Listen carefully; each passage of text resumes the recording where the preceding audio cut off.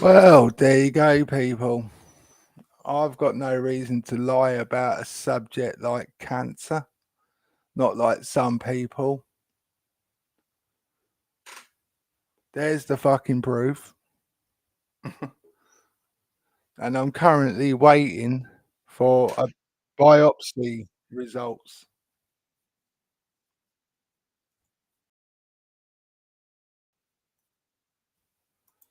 Sorry about that. I was repeating myself. Yeah, so all the cunts out there who claim I'm bullshitting, well, there it is in black and white. And if you look at the bottom of page 2,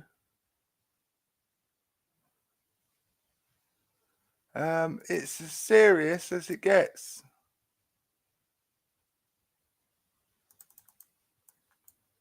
Right, look.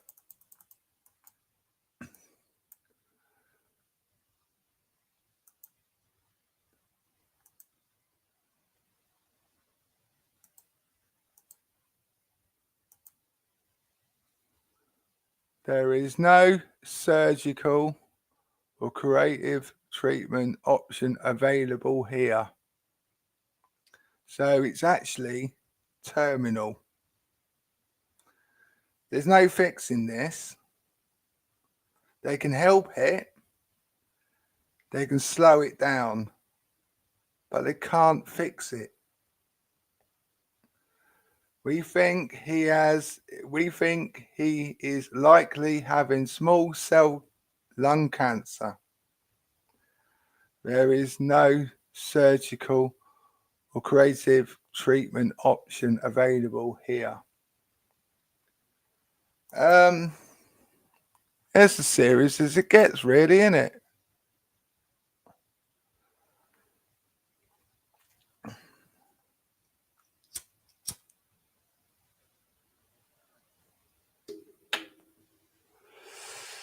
Bunch of fucking scumbags. And what the consultant was telling me when I see him, if I don't have treatment, I'm looking at 8 to 12 months. With treatment, if the treatment responds, there's an 80% chance I'll be here in 5 years. So it's as serious as it fucking gets, really, isn't it? You know. Yeah, here you go, Kermit. I'm not going to be on here long because I've got things to do. Here, Kermit. And if anyone wants to go around taking the piss, it just proves what a scumbag you are.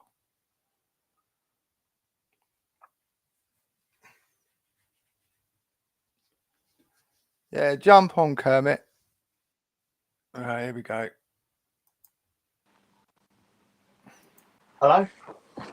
Hello, mate. You all right, mate? Yeah, you're right, You all mate. right, Kerm? Listen, mate, don't fucking prove nothing to them cunts. Who gives a fuck what they think anyway?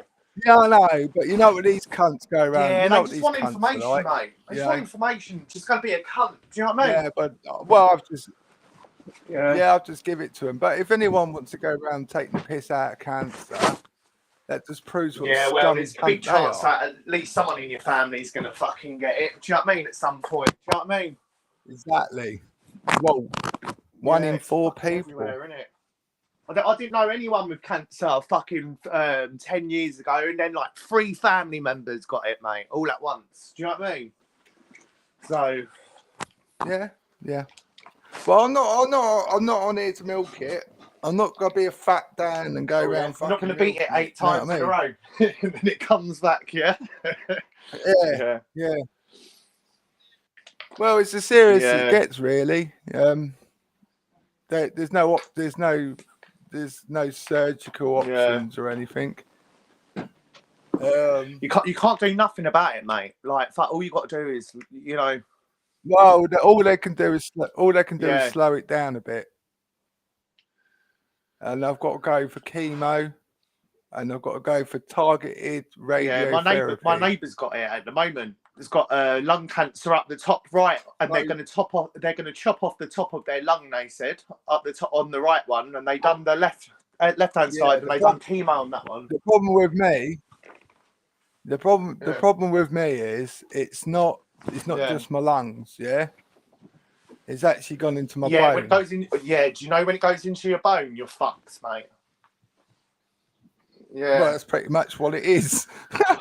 They can slow it down and fucking give me drugs and all the rest of it, and that's all they can do. Yeah. If I don't do fuck all, I'm looking at 8 to 12 months. Fucking hell, mate. And even with the treatment and everything, he said there's an 80% chance I'll be here in 5 years. Yeah. So you don't get much serious than that, really, do you? Mate, it's such a shitty fucking deal, Rapid. And this is just the start, yeah. I've got to go through months of chemo.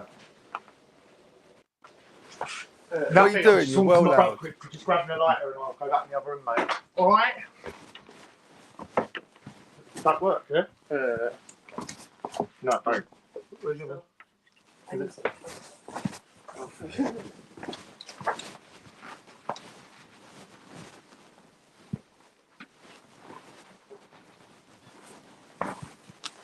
Yeah, it's not like I'm crying about it. Yeah, I know. My ex-wife's absolutely devastated. Of course you will be. You're close to them, family and that. And obviously both my kids, you know. So I'm not come on here to milk it or anything. I've just come on here to prove a point. Positive, mate. Yeah.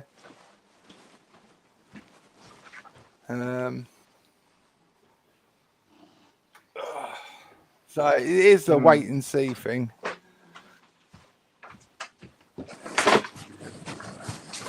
Yeah, but you get the horrible cunts on here, don't you? Go around bullshit. You know that. They're always gonna mess around a bit and fucking say you for the shit. Fuck them anyway. Weren't expecting nothing good off them, was ya? I'm just putting it out there that I'm not bullshitting. Yeah. Yeah.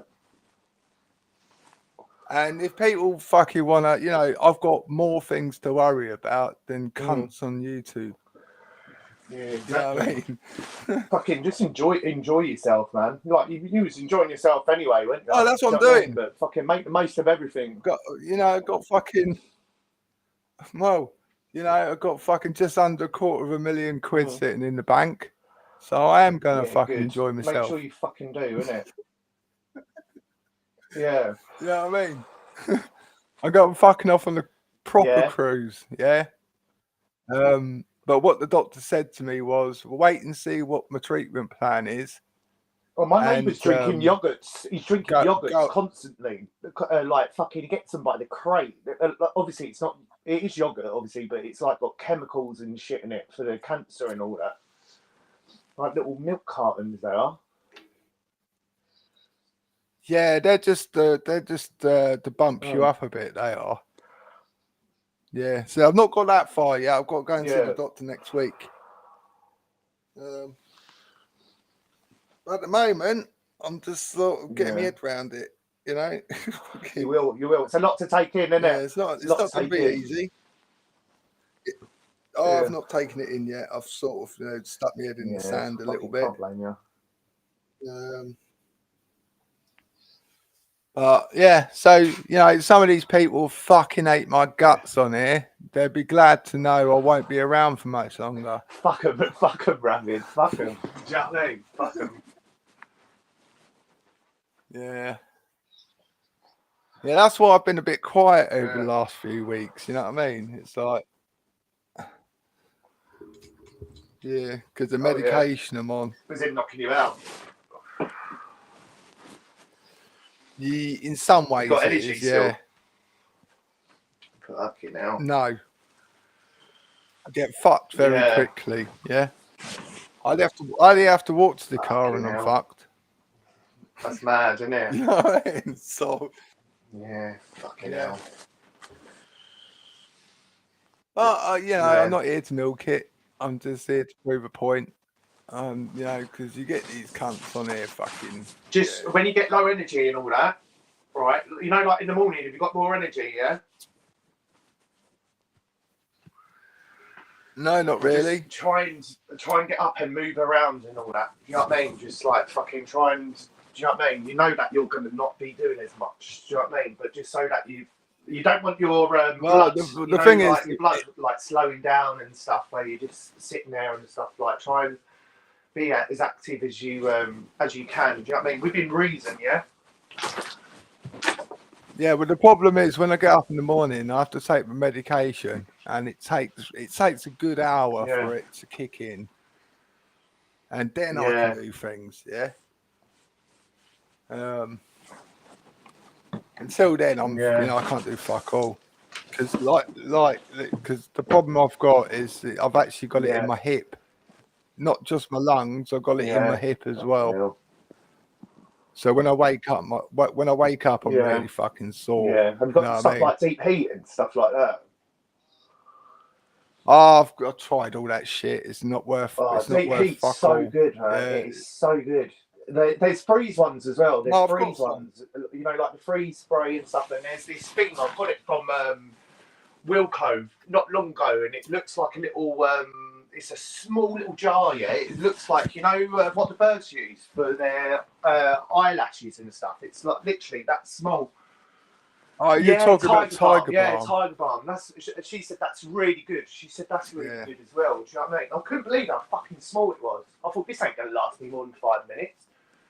But fucking, that's good as well. Do you know what I mean? Yeah, Tiger Balm.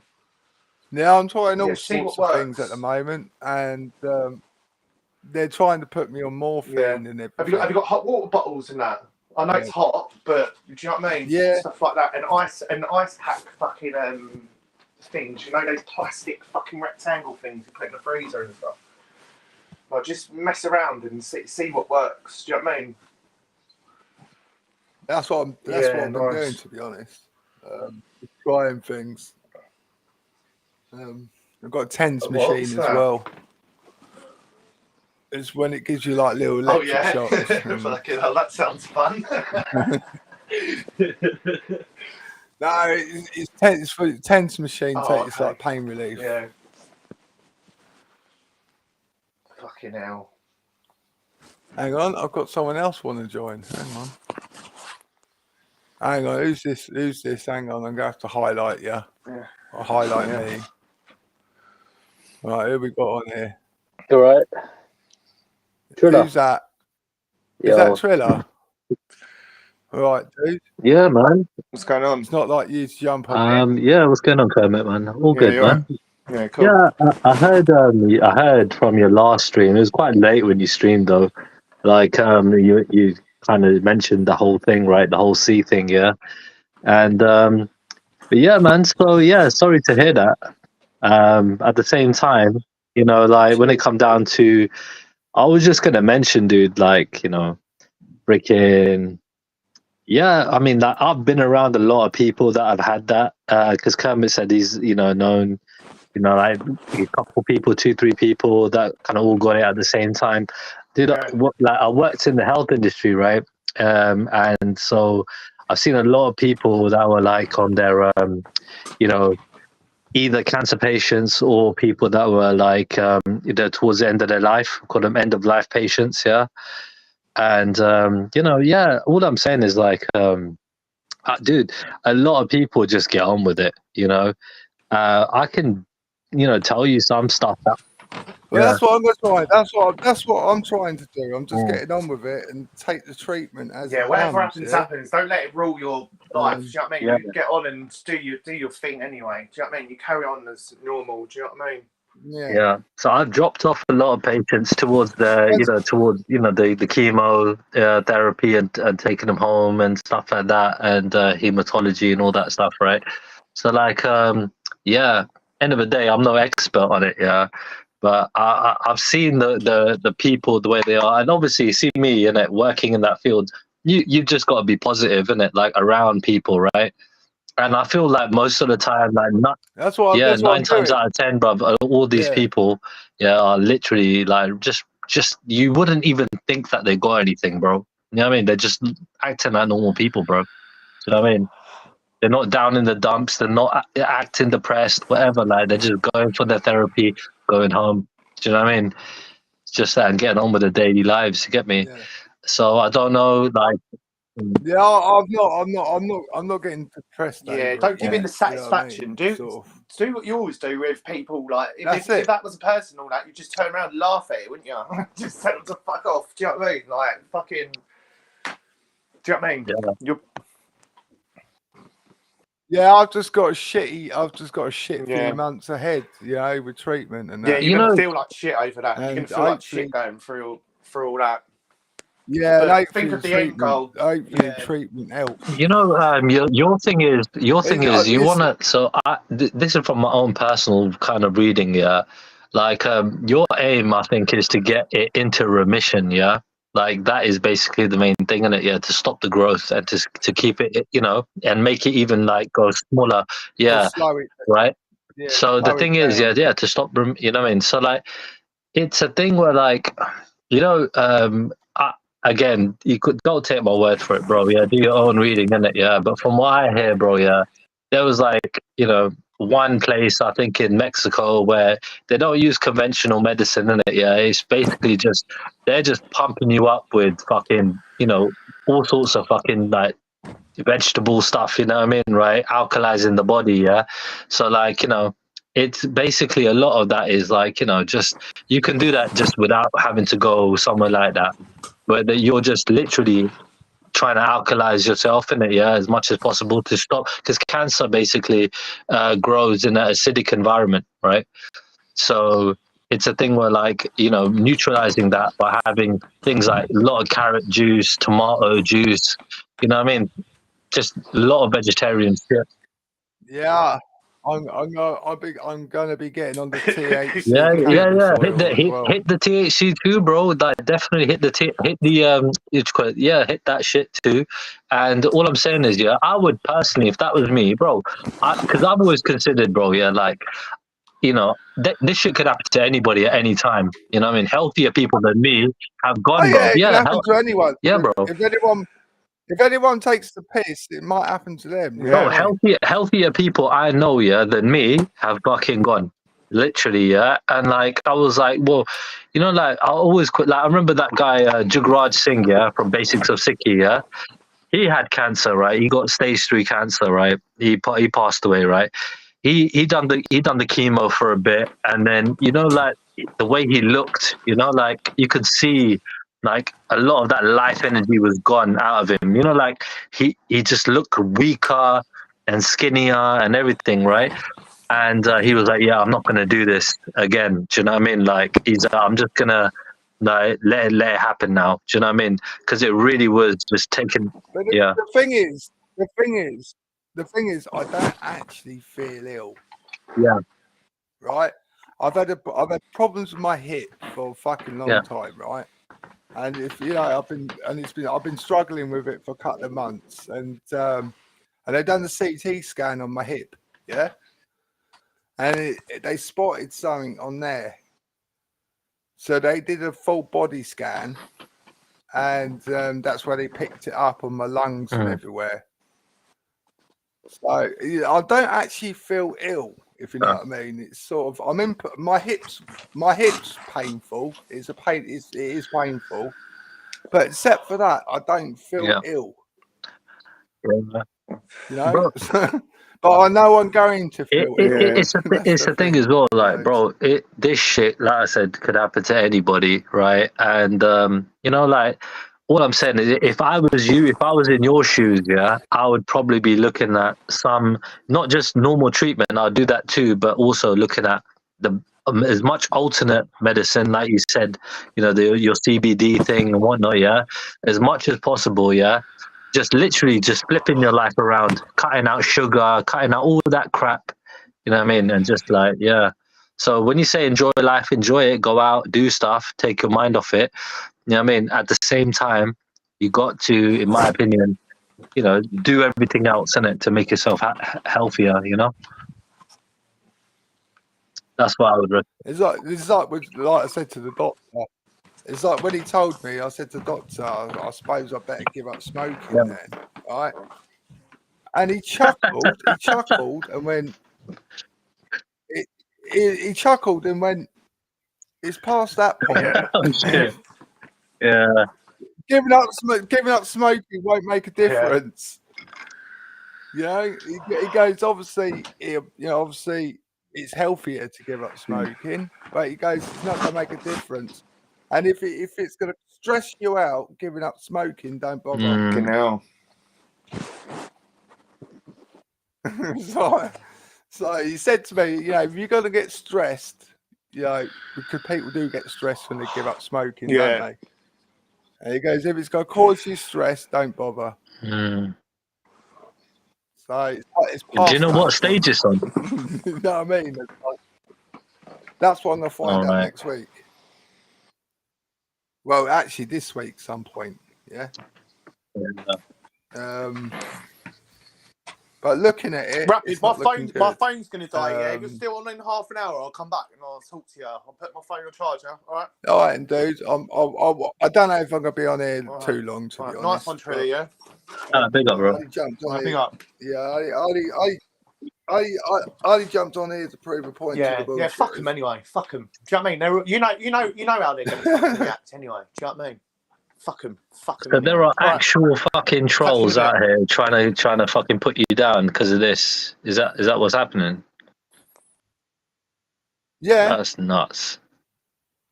Yeah, heartless bastards out here, man. Heartless bastards. I could deal with that. I just fucking ignore it. You know what I mean? But yeah, it's just I will, Kaz. Yeah, but it is what it is. At the end of the day, like you said, like fucking, is it 1 in 3 people get cancer? Yeah. Something like that. Yeah, even my dad. Even my dad had a bit of a scare where like, I don't know, he felt like this lump in his throat, and they stuck some massive needle in him. The way he described it, because it was this like, some massive needle. They just pushed it through his neck, and got to get a sample. Oh, I've had that. I've got right at the moment currently on the side of my chest. I've got a massive hole, yeah? And that's when they done the biopsy a couple of weeks ago. Yeah, so he's waiting for that as well, that result. And so I was like, right, okay. But yeah, man, like I said, bro, I've seen people literally all the time in that environment, bro. But a lot of them are older, to say the truth. A lot of them are like over 50, I would imagine, that I was taken in for chemo. Yeah. I don't think I've taken anybody quite young. But the thing is, even though I've been a smoker for like 30 years or something, right? The doctor said my lungs are quite clear, right?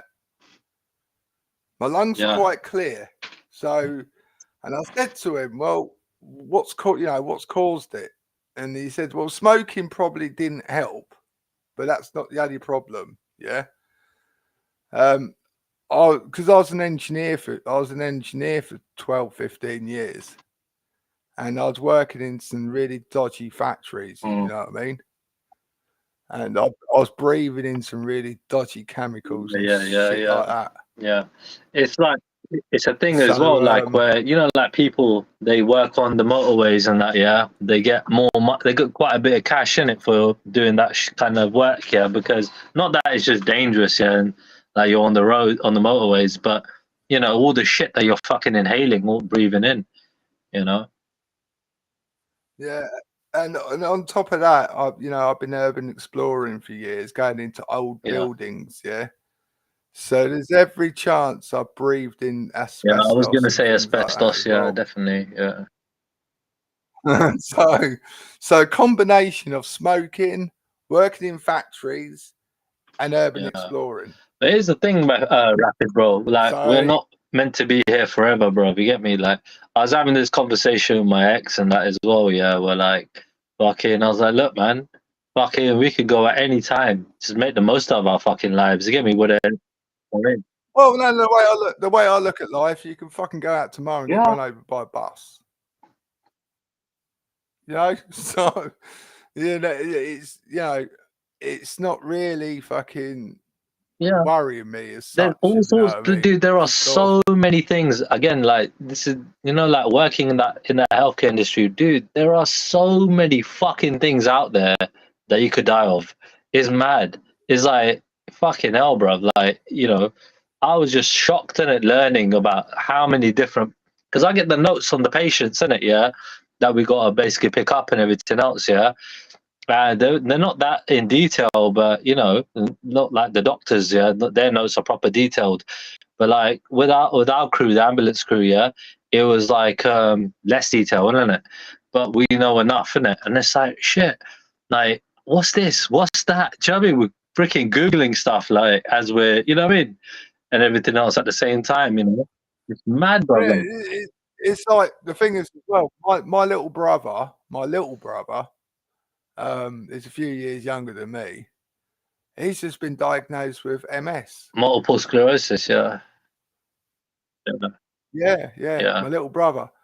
And he's gone for the Ironman competitions when they're running up mountains and all the rest of it. Up until he was diagnosed, he was doing all that shit. So what I'm saying, it could happen to anybody. Yeah, and he got diagnosed with MS. So at the moment, my family are fucking like, my little brother's ill, but that can be managed, if you know what I mean. My little brother's ill and I'm ill. So it's a bit shit at the moment, to be honest. Yeah. And I just come on these platforms just for laugh and a giggle and a piss take,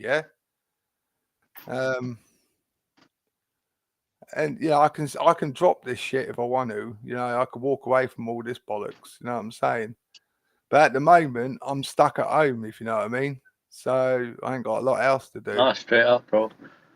I hear you. It's like me. I've been struggling with depression for years. You know what I mean? Like, people look at me and people look at me and be like, "Why are you depressed?" You know what I mean? Like, and even when I tell people, "Why the fuck are you depressed?" You got everything going for you. I'm like, yeah, but you don't get it. You don't get it. Like, it's always been there. Do you know what I mean? For a long time, like, it happened. Comes probably a little bit of trauma in your life, whatnot. You know what I mean? But it's just the type of person you are. Like, well, I got diagnosed with PTSD like 25 years ago. So I've been, I have mental health wise, I have been struggling for the last 25 years. Yeah, straight. And obviously things like this is going to trigger it. 100. So what I'm doing at the moment, I'm just smoking loads of weed. Yeah, dude. Honestly, I don't blame you. I don't blame you. Fucking, like, if anything, bro. Yeah, like, I would probably do that. But like, see, for me, it's like, like right now, I'm fucking talking to you, having a fucking drink. Yeah, I had I felt a bit low today. Yeah, not why I jumped on your stream, but you know what? I thought, fucking hell, this is a bit of a low conversation. Yeah, I thought, fucking. You know what? I'm just in that mood to just talk about something that isn't so frantic, innit? Politics, religion, whatnot. Well, and talking about dickheads like fucking threatening to kill anybody just yet. You know what I mean? It's like, so it's like, it's one of those ones I just thought, oh, you know what? This is a different conversation, right? And I haven't really had a conversation with somebody who potentially could be, you know what I mean? You could say terminally ill, right? Do you know what I mean? For a while, like, you know what I mean? And but again, I told you, I was always around those people, but like when in the job, I was always avoiding, like the conversation in terms of, being inquisitive into what the thing was, isn't it? My job was to take their mind off it. Do you know what I mean? While being with the patient, like just talk about anything else but that. Do you know what I mean? So yeah, that was basically what I was used to doing. Yeah. But yeah, it's like so my plan at the moment is I'm gonna find this week. I'll probably go find out what's going on treatment wise. And the doctor said to me, if I want to do anything, I want to do it before the treatment starts. So in the next couple of weeks, I'm fucking off on another cruise. I'm fucking off on a cruise. You know what I mean? I'm going down to Spain and Portugal and lap up the fucking sun in it. You know, 100, man, and enjoy myself a little bit. You know, listening to it, I ain't gonna lie, I am a little bit upset. You know, like it's always, you know, upsetting to hear, and like, I don't know for some people, apart from those trolls. No, it's yeah, never like you know what I mean. For normal people, it's upsetting to hear, isn't it? Yeah, some of those trolls are probably fucking lapping it. Then you get, it's different. Then you get cunts on here, you know, with their fake diagnosis and stuff, yeah, milking it, and it's like, well, we know you're bullshitting, and yeah, it is what it is. I can't do a lot about it except for go, you know, do treatment and stuff. Yeah, no, I hear you, bro. I hear you. And I'm gonna feel pretty fucking shitty in the next few months. You know what I mean? And hopefully, cross fingers, it helps and slows it down and all the rest of it. Yeah, no, because like, bro, I the way I've been treating my body, yeah, over the last, you could say, few years, yeah, whatever. But like, you know, it's not good. You know what I mean? I've punished my body, bro, yeah, and like, I don't know, innit? My genetics probably ain't that bad where I haven't suffered as much as somebody else would if they, you know, endured the same kind of punishment, yeah. But you know, like I kind of think, you know, I'm worried. I am worried, isn't it? Yeah, that fucking I could get cancer, I could get whatever. Do you know what I mean? Right? It can happen to any of us. 100. That's the thing. So like, I'm just gonna reply to Nosy. Hey, Nosy, what it is? I've had a dodgy hip for fucking ages, right? And I went to the doctors complaining about my hip and everything. He referred me to the physio, and I was having problems with my stomach as well. If you know what I mean, I was getting chest pains and things like that. And they did a CT scan on my hips and that. One of them contrast scans, and it showed up on that. My hips, my least of worries, if you know what I mean. It's like, and it showed up on my hip. What they did another scan on my upper body and my lungs and everything, and that's where they picked it all up. And when I see the CT scan, I was like, "What the fuck? What the fuck?" It's not just one. It's not like one piece of cancer. There's probably about 15 different places. So he said to me, if it's only in one place, you might be able to operate and sort it out. Like you said with your friend, you know, they might take apart your lung away and stuff like that. But because it's in my bone, it's spreading.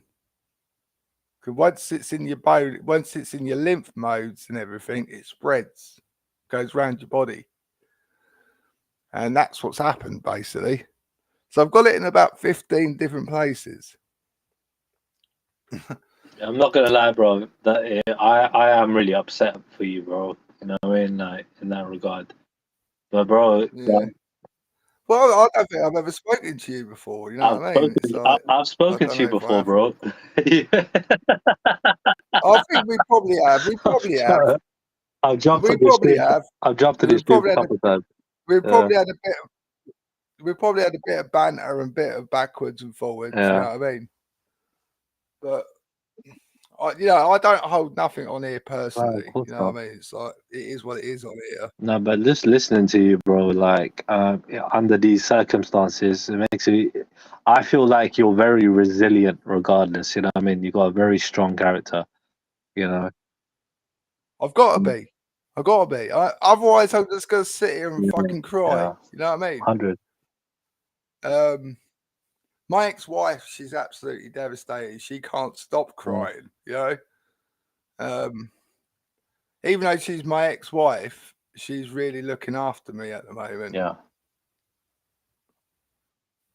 It's like, if I need anything, she'll go and get it for me.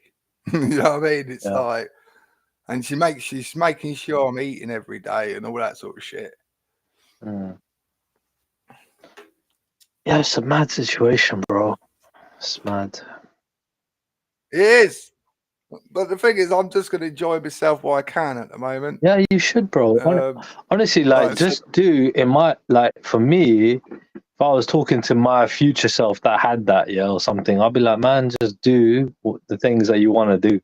Do you know what I mean? Whatever it is you want to do. You know? I'll tell you what I'm doing as well. It sounds mad, yeah. Right, I'm starting my flying lessons. Yeah, bro. That's it. Yeah, why not? That's it. Yeah, bro. I'm starting my flying lessons in a couple of weeks. I've already phoned the guy up. Yeah, do a crash course. Yeah, no pun intended. Well, it is pretty much. It pretty much is. What I'm gonna do? I'm gonna go. Well, I'm going for the first flight, first lessons, and it's for 2 hours. And it's going to cost me like 300 quid for 2 hours. And this is what I'm going to do to sort of keep myself positive, right?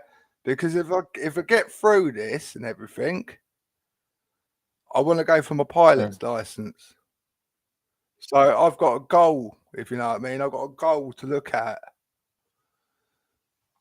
Yeah, because it's one thing I've always wanted to do.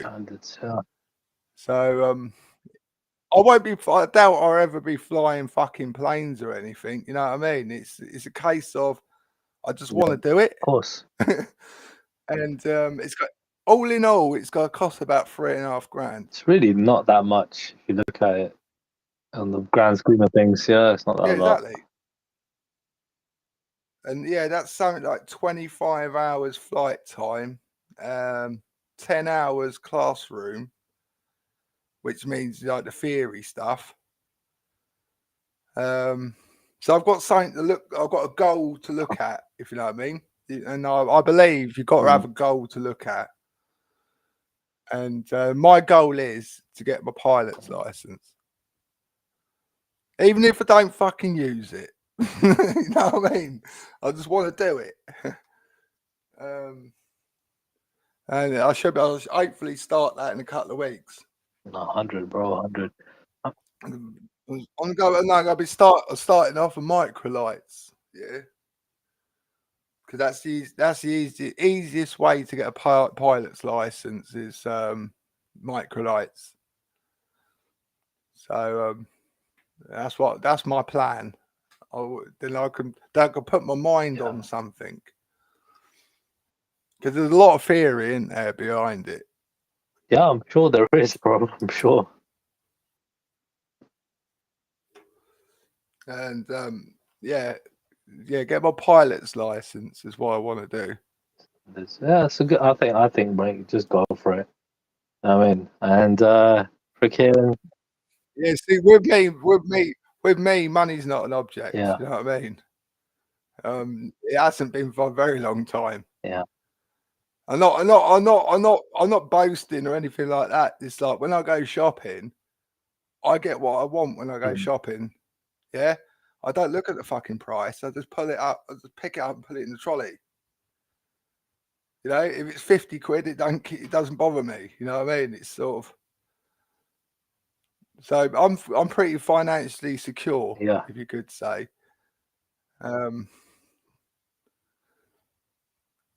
But yeah, So I'm just going to spend loads of money. What else is there that you'd be doing apart from the cruise, apart from the pilot thing? What else is it that intrigues you? Well, this is the thing. Going on the cruise, doing my pilot's license, and that's it at the moment. Okay. What do you think about the chat throwing in some ideas about what you might want to do that might be interesting to you? Yeah, I'll be ticking off my bucket list, you could say. I'm buying myself a new car, just because I can. Because I actually need an automatic now. You're gonna buy it, or you looking to get a rental or like a lease or something? No, I'll buy it. Because when if things go tits up, my kids can have it. You know what I mean? What are you looking to get? And I'm looking at one of the new Jeeps. Okay. And the new Jeep, it don't look like a big beefy Jeep, if you know what I mean. They look quite flash. Either a Jeep or I'm gonna get myself a Porsche Cayenne. Yeah. The Cayennes are very popular cars. Very popular. Yeah, I like the look of them, so I might get one of them. That's what I'm gonna do. Pick. I'm just gonna fucking spoil myself. And that'll make me feel a bit better. Yeah, spending money makes you feel good, don't it? It does, it does. Definitely does, bro. You know what I mean? So yeah, why not, man? Why not? Freaking. Yeah. The main thing I want to do though is get my pilot's license. And when obviously after I have treatment, if I'm feeling all right and all the rest of it, that's what I want to do. I've been looking at it for fucking years, to be honest, to do my pilot's license. I've just not got round to doing it. Standards, bro. You gotta do what you gotta do, bro. Fucking. I mean, my thing is. I'm looking about 10, 12 grand for a new microlight as well. So once I pass my pilot's license, I can just get myself a microlight. Yeah. Not a full on plane, you know what I mean? Because they cost serious money. They do. You're looking at 40, 60 grand. Yeah, of course. But yeah, microlight. Yeah, give me the freedom, if you know what I mean.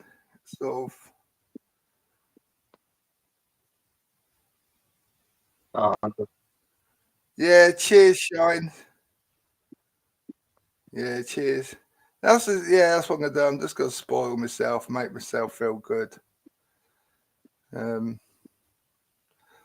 Obviously look after my kids as well. While I'm here, you could say, I'll be looking after my kids. It's like my daughter borrowed some money off me for a deposit for a house, and I've already told her, don't worry about it. You know what I mean? It's like, don't worry about paying me back. It's irrelevant. She wanted some money to deposit to buy a house. And my other daughter, I haven't long brought her a new car. She's got a brand new Fiesta. It's not like a big flash car. It's only a Fiesta, but it's brand new. So she's got a brand new car. So I'm looking after. I'm gonna look after my kids. 100, bro. Like I said, even if it be a slut. Even if I was gonna say, even if it means like I'm sure they'll understand, innit, when it comes down to you just not giving them absolutely every freaking penny because you're looking to put a little bit of that, you know what I mean, in your life, and enjoy yourself a little bit. They'll totally understand, bro. So don't feel guilty, in my opinion. I'm not saying blow the whole 250, but Like, freaking, definitely freaking go out and enjoy yourself. 100%, bro. You know what I mean? That's Might as it, well. bro. Got fuck all else to do. I won't be going back to work. You know, I won't be going back to work. I'm officially fucking retired now. You know what I mean? It's like, even if I get through this, I won't be going back to work. Yeah, I hear you, man. How old are you, but if you don't mind me asking? Roughly. 47. You're a little bit older than me. You're about 8 years older than me. But yeah, I hear you, man. What?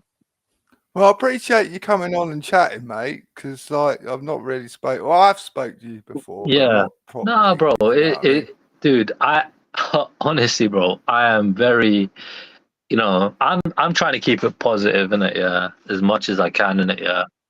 That's all. That's all. Yeah, That's all anyone can I think do. other people would be better at it, innit? I'm quite an emotional person, bro. Trust me. Like for me, I do feel a bit, you know, like you know what I mean, just a bit sad, isn't it? Like I think anybody that just would generally care about any human life would, didn't it? You know what I mean? Or any life in that manner. They would just kind of like feel, oh, you know what I mean? Like, you know, why can't we just all die when we're old, innit? Yeah, like, you know what I mean? At the same time, you know? That's, you know what? This is the thing. This is the thing, right? I said to my ex-wife the other day, I don't want to get old. Yeah. I don't want to be 80 shitting myself. Well, this is it, bro. I want to add on to that. You know again, how many elderly people, yeah, again, I had to take, yeah, you know what I mean? Like, you know, home and whatnot, yeah, and take them to hospital and stuff. And you know what a lot of them always say, never get old. Yeah, never get old. Yeah, I don't want this. That's like I said to the ex. I said, I don't want to get old. So shit happens. It happens. You know. I don't want to be old in a fucking nursing home, dribbling away and shitting myself and all the rest of it.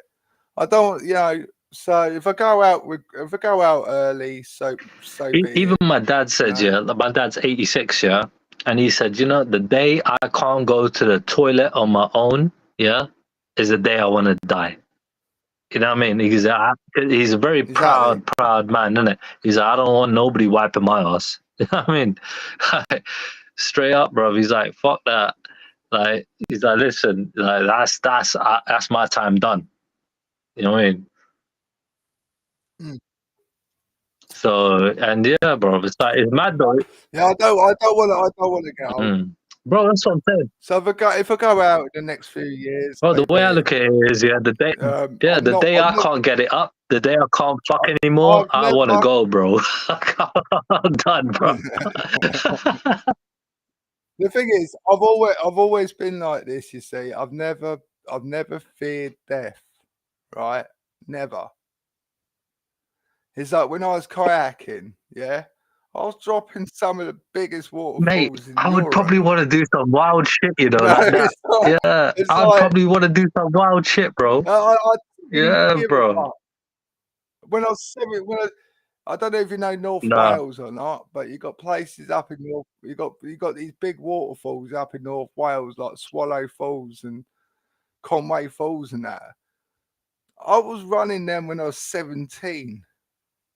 Because I had no fucking fear of dying. You know what I mean? It's like I look at it and just do it. You know, no thought about it. When you know, there's every chance you could come out the bottom dead. And so I've got no fear of dying. I gotta say, I do share your sentiments in that regard. I'm a very daring person myself, innit? I put myself in a lot of positions where I didn't need to be in there. I was like, yo. Pause, by the way. But yeah, like, you know, one thing I want to do that I would never generally dream of doing, yeah, is you know the you know when you put on that chipmunk suit and you fucking go diving.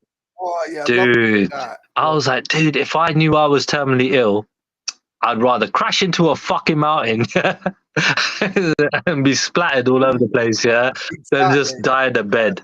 You know what I mean? That's the way I looked at life, bro. I was like, you know what? Yeah, I'll be like, bro, because that.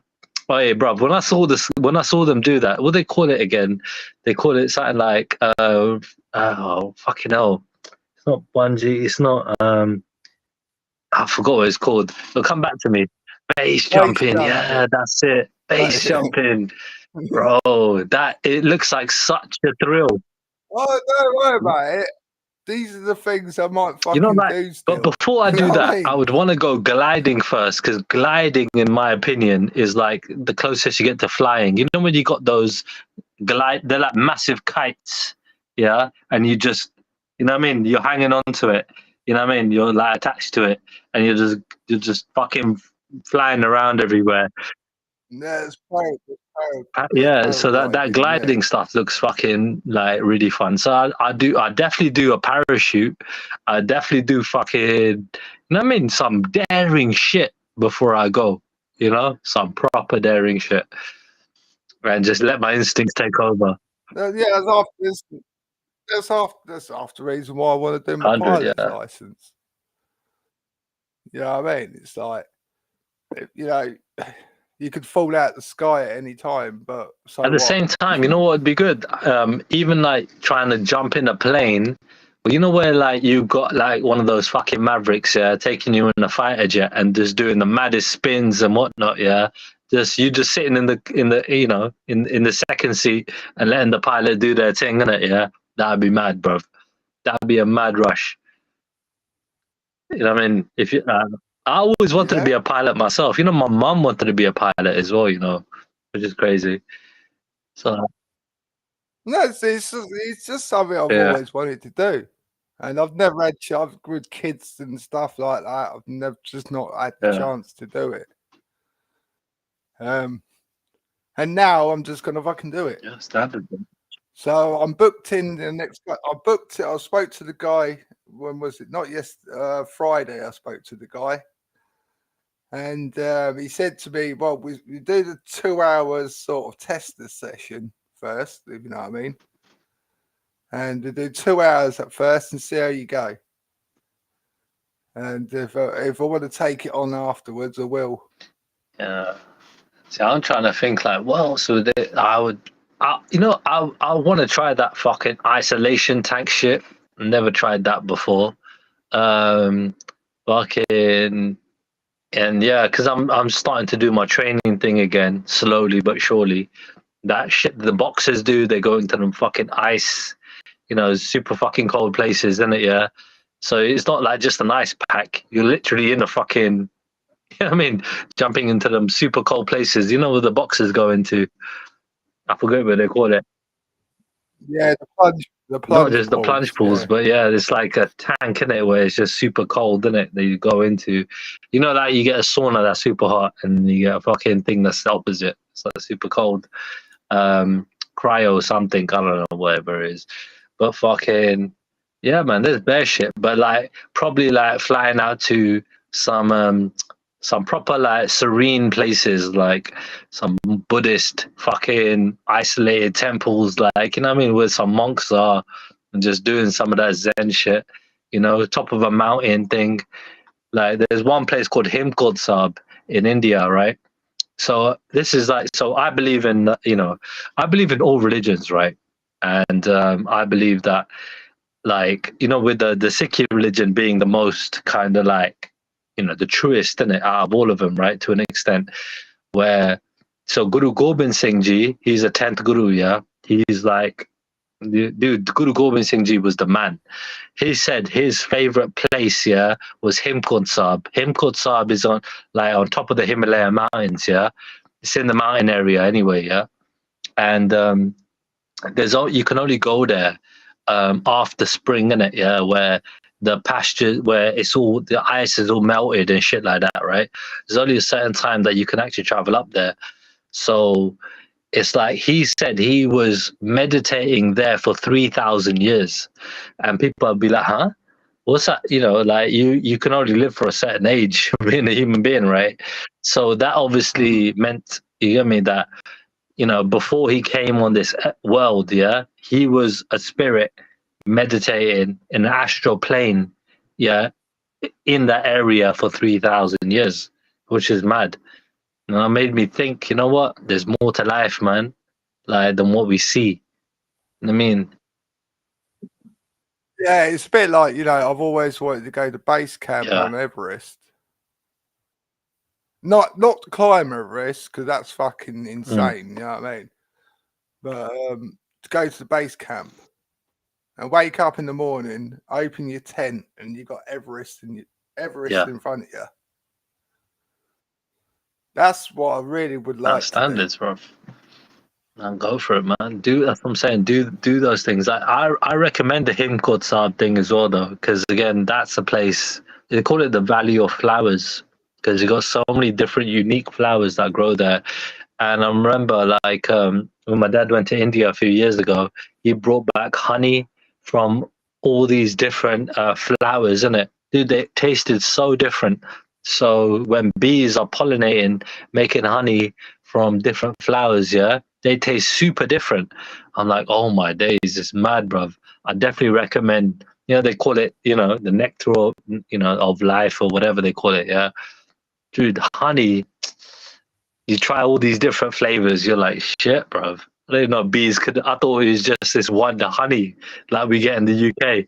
Like, nah, bro, they taste so different. It's mad, bruv. Yeah, it's mad. So yeah, go out there, try different foods, innit? Have a fucking 5-star fucking Gordon Ramsay fucking meal. You know what I mean? I ain't been to a Michelin star place yet. You know, I haven't found a fucking bitch worthy enough to take yet. You know what I mean? But it's one of the ones.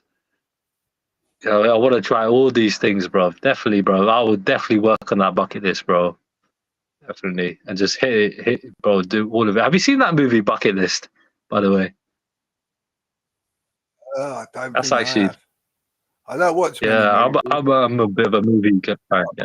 I've got a bad habit. I've got a bad habit of falling asleep. Fair dude. Even when I go to the cinema, I fall asleep. You know, it's like fucking my kids are waking me up. Fucking Dad, wake up. It's like fucking. I think the last time I've been to the cinema for fucking years, because the simple fact is I fall asleep. Yeah. I can't sit there for 2 hours watching a movie. The last movie I fell asleep to was Napoleon, because it was absolute dog shite. It was just so shit.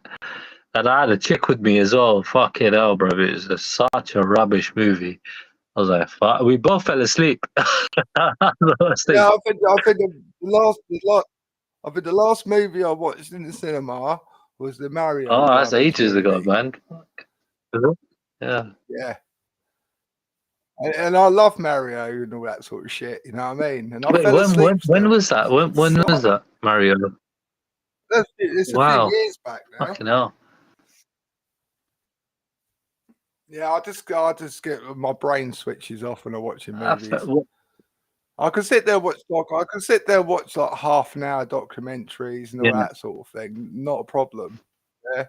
But I can't sit there for 2 hours. You know what I've been watching on YouTube recently? Fucking the mind of a sociopath and psychopaths, isn't it? Yeah, killers, isn't it? So you know when they're yeah, I've been watching loads of that shit. Loads of that stuff. Like nuts, isn't it? The true crime. Bro, yeah, I saw one yesterday. I subbed to it yesterday. Bro, these lot, they were showing the police interviews, isn't it? Bro, you got one kid I watched yesterday, yeah? There's so many. Bro, I'm just watching the behavior and the mannerism of these kids, yeah? Like, one was 17, yeah? And he fucking put an axe in his adopted mom's head. She adopted him when he was 4. He's from, like, South America, one of them countries, yeah? And she's like a American white woman, yeah? And he, you know what I mean? He fucking put an axe in the back of her head while she's in bed. Bro, it was just mental, bro. And I'm thinking to myself, and he fucking he's a sociopath, isn't he? Yeah, but they gave this guy, at the end of the whole thing, they said, yeah, you know, you're getting life sentence without parole. That's it, life done. This guy actually thought, yeah, the way he's taught, he confessed to the police that he did it. By the way, yeah, not straight away. First, he tried to get out of it, and then he confessed later. And then he was like, "Oh, is this going to affect my college record? Because I want to get into this and that." They're like, the feds are just talking to him like, "Oh, well, we don't know." Da da da da. Bro, he got life without parole. This is the minds of the sociopaths, bro. Like, and that's not even the psychopaths. You know what I mean? Yeah, I think I watched one the other day, and it was a youngster who killed his family and stuff. And he's basically asking the police when he can go home. Yeah, exactly. That's what I'm saying, bro. It's you're not bro. going That's home. what I mean. It's mad, It's like they don't, bro. But you know what? I gotta say, I'm mentioning this here because I see a massive relation between fucking people on YouTube and sociopaths, innit? They act like sociopaths. It's mad. It's like the lack of emotion, and the fake outrage. I tell you, there's a lot of screwed up mental health people on here. Yeah, it's scary, bro. It's actually scary. It is actually scary, like because they don't care. They don't care what happens to you. All they care about is themselves. Like, it's mad. They don't care about anybody else. It's just nuts, bro. So yeah, bro, fucking yeah. I mean, I don't know why.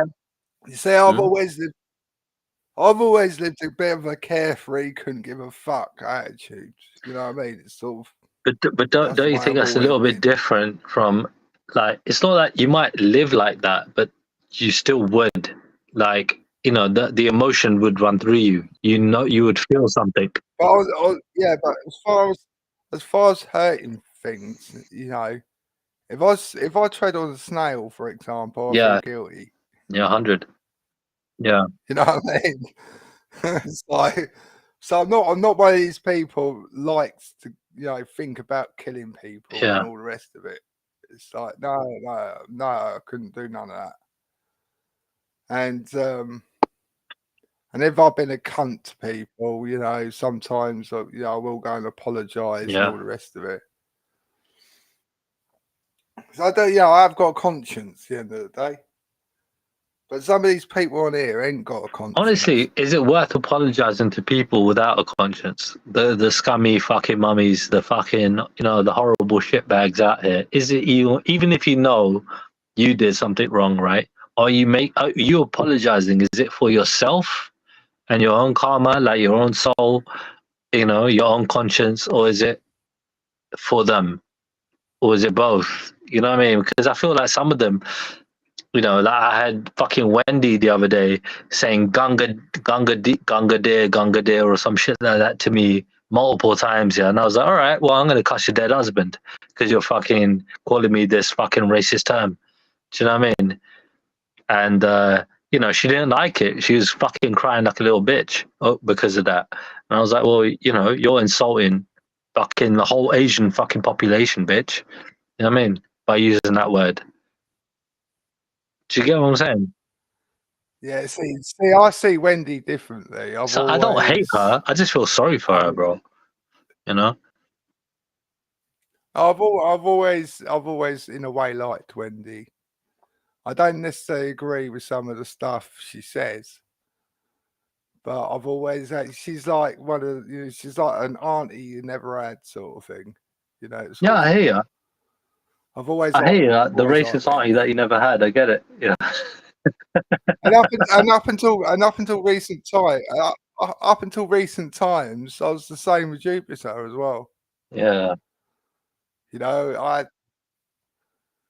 I know a lot of people don't get on with Jupiter, but up until about a year ago, I did have some neutral respect for her. I mean, dude, it's not like nobody. See, this is the whole yin yang thing, isn't it? Nobody is completely evil or completely good. Do you know what I mean? We've all got a bit of bad in us. You get me? We all got a bit of good in us. So even like Jupiter, we can see a bit of good in her, and Wendy and whatnot. You know what I mean? And we recognize that, and vice versa. So yeah, it's you don't have to completely, if you completely liked him, I'd be worried. I'd be like, yo, what's going on here? Or if you liked him a lot, I'd be like, yo, what's going on here? Do you know what I mean? So it's like you say you like him. I don't know how much you like him, but I would say, you know, I'm not trying to judge you, bro. You mean you could like him a lot? I don't really care. But it goes to show a little bit into your mindset. Why do you like him? I don't know. This is the thing. I've never had an issue with them. They've never been personal towards me and stuff like that. Well, Jupiter has now, but before she you know, and she turned on me because of fucking Sean and Fat Dan. Yeah. Yeah. So what the fuck? It's like that did surprise me because Sean's a complete fucking idiot, and so's Dan. Yeah. But when I fell out with Moon and yeah, and all that, that's when they all sort of turned on me, you could say. But before, I never had an issue with Jupiter. Hey, I don't know about so you don't have an issue with her politics at all. You've heard her before, right? Well, I wouldn't say I'm right wing or anything, but some of the points I do agree with. What do you agree with? What? Like this country being flooded with loads of different people from around the world. You know, sort of to a point. Yeah, we need it. Yeah, but at the moment, it's way past that point. Okay, so the infrastructure of this country just can't cope with it. Okay. The doctor, you know what I mean? The doctors, surgeries, dentists, and all the rest of it, schools and all that. Yeah. I mean, but at the same time, dude, we're going to be bringing people in. But the thing is, I've got no issues. I've got no issues with immigrants. I'll give you an example. All the ones coming from Albania, yeah, they've got no reason to be here. Yeah. The thing is, you know what I mean? If it's people claiming asylum, yeah, they're not causing our country any harm. They're not affecting your jobs or anything because they're not allowed to work. You know what I mean? So it's a thing where, like, when it comes to other people, yeah, like, you know, whoever, yeah, like, dude, it's just not impacting us at all. Like, people that are allowed to come into this country and work, they are coming in and doing so, filling in the vacancies that the general British public do not want to do. So if anything, they're doing us a favor. Yeah, then you get like again with these Albanians. A lot of these Albanians are just coming over here to sell. Yeah, drugs. I get that. A lot of the drugs have been taken over by all these Albanian gangs. It's like wherever you go, it's the same thing. Yeah, it's like, so they're not here for asylum. They're not here because they come from a country because they're at war or anything like that. They're simply coming here to get what they can and sell drugs. I'm not going to bullshit you, bro. It's not like, look, end of the day, people claiming asylum to try and get a better life, yeah, because either their life is in imminent danger, right, or even not. Do you know what I mean? People, in my opinion, right, if they're coming here with the intention of coming here trying to fucking make a better life for themselves, yeah, I'm like, cool, they're using a loophole with the asylum laws, yeah, to do that. Like, I don't see a problem. Does that make them a threat? No, it doesn't. Do you know what I mean? It just makes them, yeah. Hang on. Yeah, I did read that, Cara. I did read that. Yeah. That's basically what they're doing. They're probably gonna be doing chemo and targeted radiation therapy.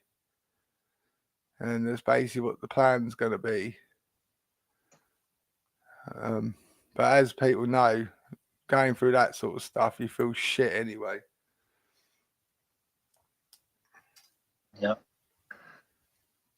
Yeah. I just, it just seems really funny to me. You got like a lot of these immigrants coming over here, and a lot of them are Muslim, aren't they? Well, Muslim. Well, they're either. Well, I mean, come on. The two biggest faiths in the world are Islam and Christianity, so they either be one of the two, right?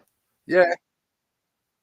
All bullshit aside. Yeah, but the thing is, but if they're seeking safety in asylum and everything, why can't they just go to Saudi or the rich countries? Yeah. Yeah. Well, I don't know. The countries.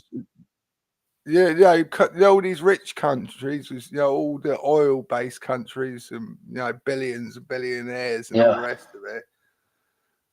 I just feel they should be looking after their own people instead of them coming halfway across the world. I mean, I feel like maybe there is some disdain there because when it comes down to it, just because you're a Muslim doesn't automatically mean that you're going to get on with all other Muslims. You get me? Or that you might feel like Saudi is the best place to, make your money and everything else. Well, no, the Saudis are a rich country. Saudi's a rich country. It's definitely rich. But they're more than capable. They're more than capable of putting up with these immigrants. Yeah, I mean they can. But at the same time, dude. I mean, you've seen how Saudi and these other Arab nations have treated people that are not Saudi or not from their nation in terms of when it comes to working for them. They when it comes to look at Qatar, the amount of Indian and other people work there. Yeah, they treat them like shit, dude. They treat them like shit. Even if you are a Muslim, right? They'll probably treat you like shit because you're not of their, nation, of their tribe or whatever. You're not of their blood. You know what I mean? Even if you are an adopted Muslim, they don't give a shit. There is. Yeah, I just feel because they always say they look after their own skin, their own blood. You know what I mean? In that regard, yeah, not their own religion. I'll give an example. There's a tent city, in Saudi Arabia, what can house 3 million people, and only use it for 2 weeks a year. The rest of the year it's sat empty. And you got millions of Muslims going around the world seeking asylum when Saudi could actually they could. Them. But here's the thing, bro. Yeah, the thing is, in the Western world, dude, we got a democracy in it, cool. Like I get that the Muslims, want to keep within their own people, and a Muslim is not supposed to marry a non-Muslim in it, even though there are exceptions in the Abrahamic thing in it, But generally speaking, if you get with a Muslim girl, you're probably gonna have to convert in it, That is the thing in it, Whereas the other way around, no, it ain't gonna happen in it, So they're very stringent and stoic on their views, isn't it? And I get that. So the thing is, there is. And I find it hard to kind of like disagree with them because I come from a very dogmatic faith myself. Sikhi is very dogmatic. You get me? We're very accepting and welcoming and everything else, but we're also very dogmatic. So I can relate to Islam quite a lot. Do you get what I'm saying?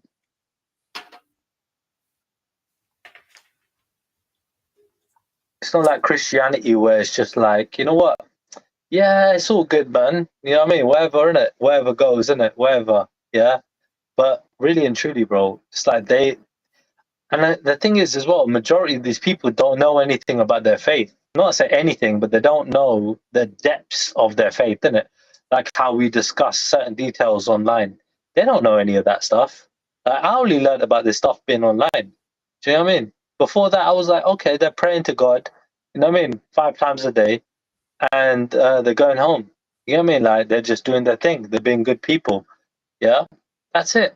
But then people are pulling up so many different little things, little criterias, yeah? What they say, the devil's in the detail, isn't it? Yeah, and that's where the issue comes up. I mean, because if you look at the majority of people, they don't know about that, and more importantly, they're not acting on that. You know, they're just literally being good people. They're going by the good principles of their faith. But then you got shitbags, yeah, like your Jupiters and Wendy's and your YSOs and Scientific Method and everybody else, yeah, that are just trying to, you know, make it out like, no, this faith is coherently evil, you know, because of X, Y, and Z, you know, detail. But then you could say the same for every single freaking faith, literally every single faith. Like, okay, this isn't perfect because of X, Y, and Z, you know? So we rather be an atheist, believe in nothing. We'd rather be, what would you call it? What's the other word? Where you just believe in something, but you don't know what it is. Yeah? Like, it's mad, man. Yeah, I've looked into all different religions and none of it's compatible with What's me. What's your thing? Why is it compatible? I don't know, but none of it's compatible. I went to church for years and stuff, and it just weren't for me. Yeah, all right. So church ain't for you. So what is for you? Like, what do you believe in? You yourself. What do you believe in? No, I just think it's all bollocks. Fine. But what do you believe in? I'm asking. What do you personally believe in? Well, that's the thing. I've looked into things, Christianity and stuff, and it all just looks complete bollocks to me. Yeah, I get that. I'm too logical. But what is your belief? My brain is too logical. That's great. So what do you believe in? And when they say like parting of the sea and all the rest of it, I think, well, that's bullshit. Dude, look, you know what I mean? I get it, yeah. Look, I personally believe in miracles, in it, so I'm not excluding it, yeah. I'm not excluding the miraculous things in it, yeah. I mean, the moon being, halved and put back together. I mean, I'm a little bit, skeptical on that part, yeah, from the Islamic point. That's clearly bullshit. Yeah. I mean, I'm a little bit skeptical on some things, yeah, but a lot of it, I'm quite open-minded. Yeah, so I don't. I'm not a religious person. The thing is, though, what do you believe in? Like, I'm asking you personally, yeah. You rapid. I don't believe in nothing. That's it. I don't believe in nothing. So, like, I believe you. Come on. Your mum and dad had a shag. Yeah. You came out, yeah. And one day in the future, you're gonna die. Yeah, that's definitely true. That's 100% true, bro. I can't deny that fact. Yeah, but I mean, do you think there's more to life than just that? From what you understand, that's it. That's life. That is life. Yeah, I don't think there's anything let me else. talk to you as a friend, innit? Yeah. So, like, if you're my friend, innit, and I'm, we're cool with each other, we're just chatting. We've got two different beliefs, yeah. But I'm just chatting to you about mine, innit? Yeah. And I'm trying to let you understand where I'm coming from. So if I said to you, have you seen Star Wars? Yeah, I know you said you weren't much of a movie guy, but you seen Star Wars? Yeah, I think I watched the first one when it first came out. Bro, do me a favor. Just watch 1, 2, and 3, please. Yeah, all right, before you go. Yeah. But just do me a favor, like, bro. Those movies are fucking epic, innit? Yeah. And you have to watch Lord of the Rings, yeah, fucking 1, 2, and 3, and you have to watch. Yeah, I'm not in. This is the thing. I cannot watch any of this sci-fi fantasy. We're gonna have to fucking tape your eyes open, yeah, and keep poking you every time you fall asleep, yeah. All right, to make you watch the fucking movies, bro. All right, you need to keep you alert. No, I wouldn't watch. I wouldn't watch in the first place. I think the last sci-fi movie I watched was something like Flight of the Navigator. It's like I'm not into none of this. I'm not into none of this. To me, it's not logic to me. Yeah. It's not. All right, cool. I get where you're coming from. Logic. Yeah. All right, I get where you're coming from. I mean, it is a little. See, again, I'm open-minded. I love fantasy. I love sci-fi to an extent. I just love, like, you know what I mean, new shit, you know what I mean, coming up, great, you know, ideas and things like that. Make you think outside the box. So you're talking about working in the box, innit? But personally, I don't believe there is a box, if you get what I'm saying. I think that you're only limited. Yeah, no, all this fantasy stuff, I just don't. So I you just see, can't like, I think entertain you're it. only limited to your All imagination. like Harry Well, Potter. yeah, that's it. Like, It's like Harry Potter. I couldn't even bother. I didn't even watch Harry Potter. I mean, You know what I mean? I love that shit. It's a load of I love bollocks. that shit. So, like, I'm trying to figure out how to relate to you while you're working in a constraint. First thing is, yeah, I'm trying to say to you is, yeah, imagine there is no box. Imagine there is no limit, yeah, as to what you could do. You could break the laws of nature, right? You could literally do all of these things, yeah. Now, do you think that's possible? No, it's all That's bullshit. what I mean. I don't believe that. You know what I mean? To me, I it's get bullshit. that. And I just can't entertain it. I get You that. know what I mean? It's So, like, my thing is would be. And I've always been like. Yeah, no, I get it, bro. You're totally reasonable and rational to say that. That's nothing bad about saying something like that. That, if anything, that's showing a lot of sanity. Do you know what I mean? But at the same time, it's like. Yeah, that's the problem with me. I've got a very logical mind, and I'm very skeptic. Yeah. No, I get you. And if it doesn't seem true to me, that is fair, dude. That's totally fair. You know what I mean? And if anything, I would sound like the fucking crazy person trying to fucking tell you otherwise. Do you know what I mean? So I totally get you. It's like, it's like all the religions claim they invented the world and all that. When everybody knows the world started from fucking the Big Bang. Yeah. There was no fucking God involved. Shall I tell you something? Shall I tell you something here? All right, let me try and help you with this one. Yeah.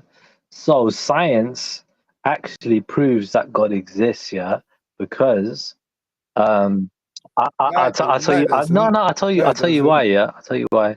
Because the Big Bang, right? It happened in such a way where it was so perfect. If it was a degree to the left, a fucking, a particle to the right, if something went wrong in that fucking explosion, in that bang, right, it would not have created fucking the world, the universe that we see today.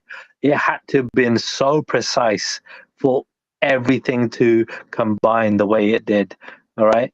For it to basically amalgamate into what we see today in the universe. So otherwise, it would have just been, nothing again. So this is the thing about how perfect the Big Bang was. And it could only have been perfect if there was something perfect behind it. The closest they've got to proving anything is that big donut in Europe. The Collider thing,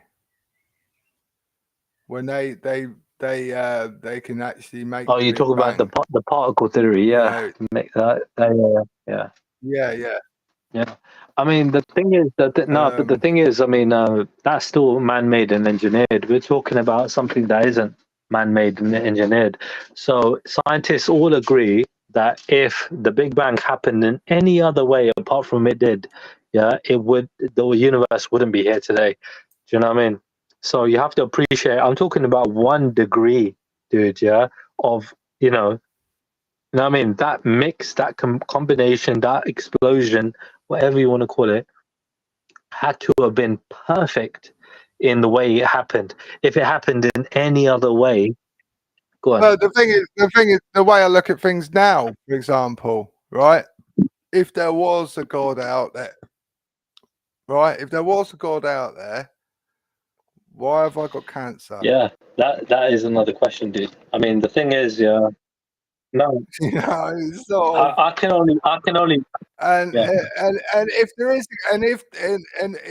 if there is a God out there, and allowing this shit to happen, well, he's a bit of a sick cunt. Not really. I mean, the thing is, I can only try and explain it to you from my understanding, innit? I mean, the thing is, dude, yeah, I mean, all right, cool. We all know, innit, we haven't helped ourselves, me included, yeah, right, in the best way possible. Like, we got all this information. It's not like we're living in the dark ages, yeah. We got all this information nowadays, isn't it? Yeah, how to do this, how to keep healthy, da da da da. And even then, even if we did, we could still get hit with cancer, yeah, and whatever else, isn't it? So we don't know, innit, what could creep up with us. My father-in-law was a strict Jehovah's Witness, right? Yeah. He ate healthy all his life. Yeah, he ate. He never smoked. He never touched a drop of alcohol. Right. Yeah. Always looked after himself. 56 years old. He literally dropped down dead within 6 weeks. Yeah. Right. So even if you look after yourself, it doesn't mean nothing. It's true. It's true. I got an answer for that still. Just give me 1 second. So, he looked after himself. He ate his greens every day and, ate healthy every day. He didn't abuse his body in any way. And he still died of cancer. So it can happen to anyone. It doesn't, you can, obviously, if you abuse your body loads and loads and loads, the risks are higher, aren't they? But otherwise, it's just the way it is. Yeah, no, I agree with you, bro.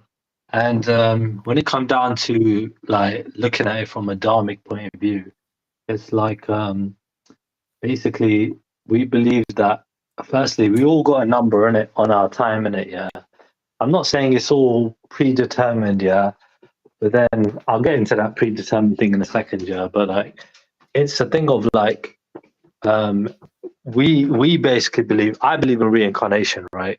And I believe that we're all here as human beings. That's one thing I don't. Yeah, I believe, like I said, your mum and dad have a shag, you pop out, and one day in the future, you're going to die. It's simple as that. No, I understand that. I totally understand that. There's none of this afterlife, and there's none of this heaven, and there's not even hell. I don't even believe in heaven or hell. See, I get you there. I personally don't. I personally do believe that. So I believe in the Guru's teachings, right? I don't believe them to be lies. So if I didn't believe in them, right, I would be calling them to be liars, innit? Yeah, and they're making shit up, innit?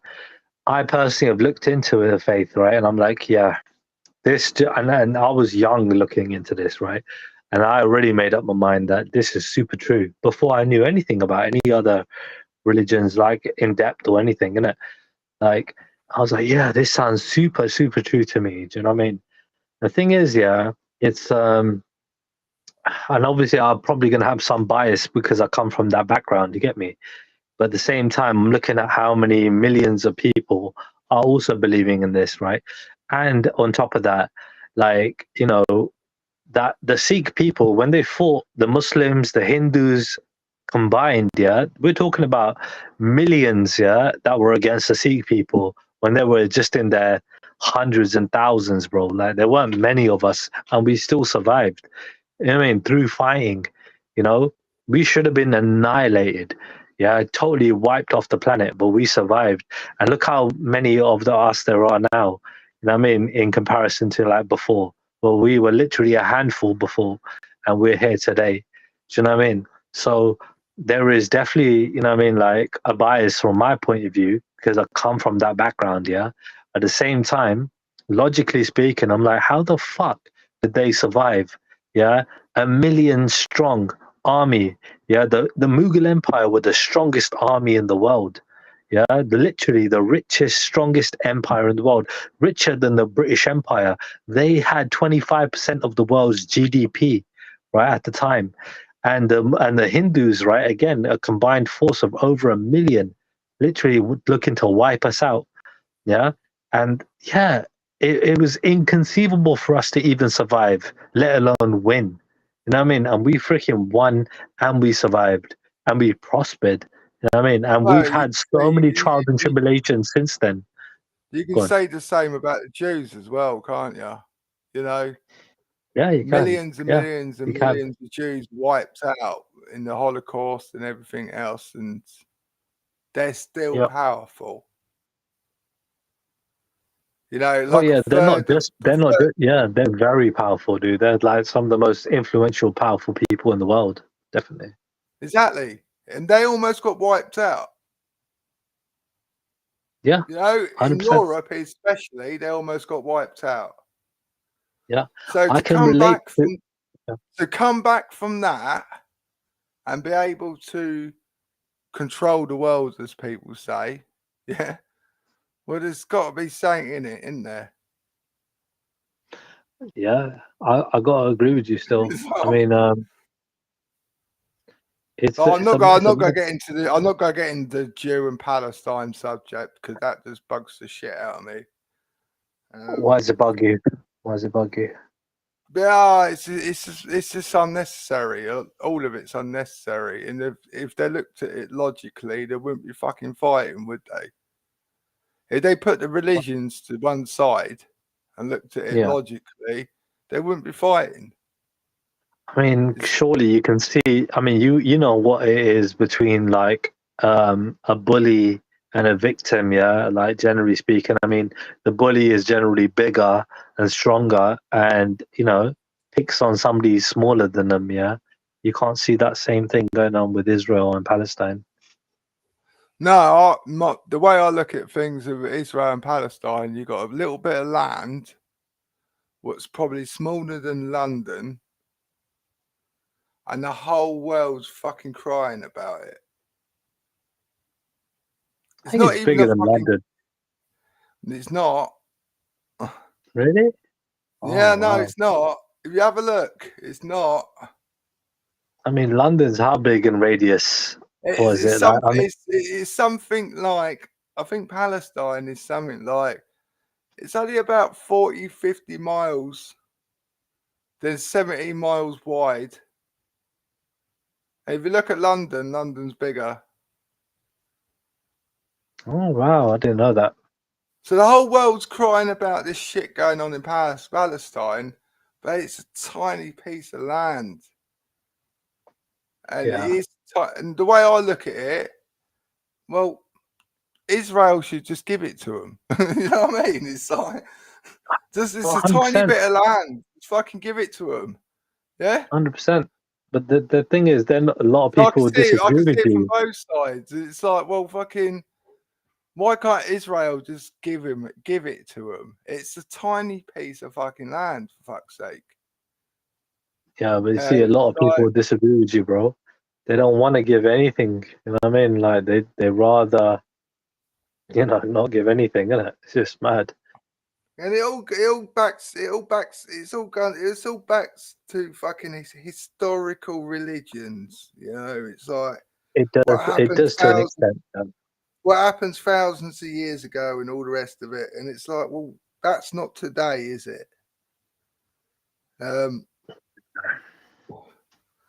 Yeah, that's the way. People might think I'm nuts, but the way I look at it is just give them the fucking land and get on with it. Yeah. Well, the thing is, dude, I mean, after all of this fighting, right? Like, let's just say somebody bombed your house, yeah, right, and everything else, yeah, and they killed your family, yeah. Would you be so forgiving? Would you remember that for the rest of your life and maybe seek revenge? The problem is what people don't recognise. It happens both ways. Right, but I'm asking you straight up here. Right, and do you think they have created an atmosphere where they've got fucking millions of people, hundreds of people, thousands of people, whatever, yeah, like that are going to fucking never forget this shit? Not just the Palestinians that have endured it, but the rest of the world that felt it. You know what I mean? Like you don't have to be a Muslim to feel the pain and suffering of others, bro. Anybody can do that. Look how many upper middle class white teenage girls and young adult women, English women that are coming out to protest for Palestine. They don't support it. Yeah, but when you ask them what they're there for, none of them's got a fucking answer. No, but generally it'd be like they just want to stop the killing, innit? They just want to stop the killing. They just well, like I said, that it's happening both ways. Yeah, it's not just happening to Palestine. It's that, when Palestine launched Hamas launched 7,000 rockets in one day. Yeah. Right? If it wasn't for the Iron Dome, which Israel has as a defense, if it wasn't for that, how many houses and how many people would have been killed from them 7,000 rockets? It's true, but then would they be launching 7,000 rockets? You got to look at it both ways. All right, I understand that, but at the same time, it's sort of like they're not just launching 7,000. If they knew that they could hit their targets with 10 rockets or 20 or 100 or 1,000 or whatever, they would just launch those, But instead, they're launching that many because they know the Iron Dome's going to take the majority out, and to literally trying to. This is me talking logically, innit? If they're going to try and hit anything, they got to launch, as many as possible to stop that Iron Dome from taking any. What I mean? So it's a logical thing. And only 1% got through. Right, exactly. So, but how many? Right, so. They got those defenses, all right, cool. So basically, they are occupying. They're already invading, right? Before this happened, before the rockets were launched, they're already causing a lot of atrocities in Palestine. They were taking over their land. They were occupying land illegally, and you've seen that. So it's illegal occupation. So isn't that a form of invasion? But you're literally just taking. If I took your house tomorrow, I'm not trying to take over England, but I've just taken over your house, all right? And I take over a few other of your neighbors' houses, I've taken your house, I've taken other people's houses, Slowly, isn't that a form of invasion? Yeah, but I could say the same about this country being invaded. What do you mean? Well, we've got fucking 1,000 dinghies coming over every day. But they're going straight to asylum places. In some way, we're getting invaded. Yeah, but they're going to asylum places. They're going to places, right, where they're being, controlled, monitored to an extent. I'm not saying it's the best monitoring and control ever, but at the same time, we're talking about human beings that are floated to our shores, right? And we're basically giving them refuge, and we can afford to do that, being one of the superpowers in the world. The problem is we can't afford to do that. The thing is, dude, it's the government that have made it. Yeah, but the infrastructure in this country just cannot cope with it. Yeah, but they're not getting the same infrastructure. It's safe for argument's sake, there's only 50 a day coming in. Yeah, we could probably deal with that. We could probably cope with that. That's not a fucking problem. Yeah, but when there's 1,000 a day coming in, 750 a day coming in, then we're having to house them in hotels and everything else. This country simply can't cope with it. No, I get you. Yeah, we're a little tiny island. We are a tiny island, and I get it, At the same time, dude, we should be attacking France, for allowing it to happen. I'm all for that. We're paying them to stop it from happening. Yeah, and they're not doing it. Popping in. I've got Kermit coming back. All right, Kermit. Hello, mate. All right, big up. Yeah, you're right. Big up. You still here? Yeah. Yeah, bro. Yeah, I'm still here. What?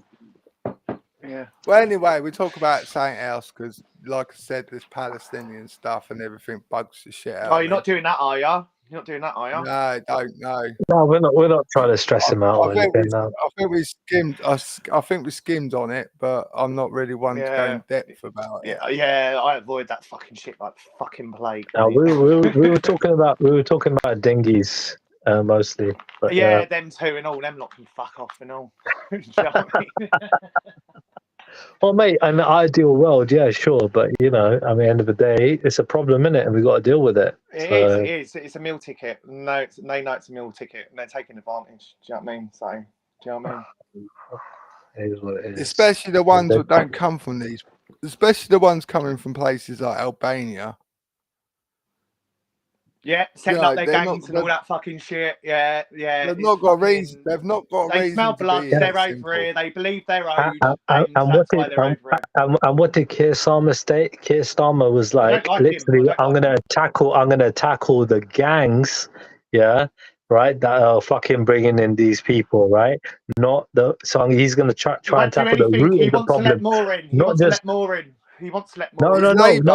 Hold on. No, he doesn't want to let more illegal immigrants in. No, Labour wants to open the floodgates and let them in.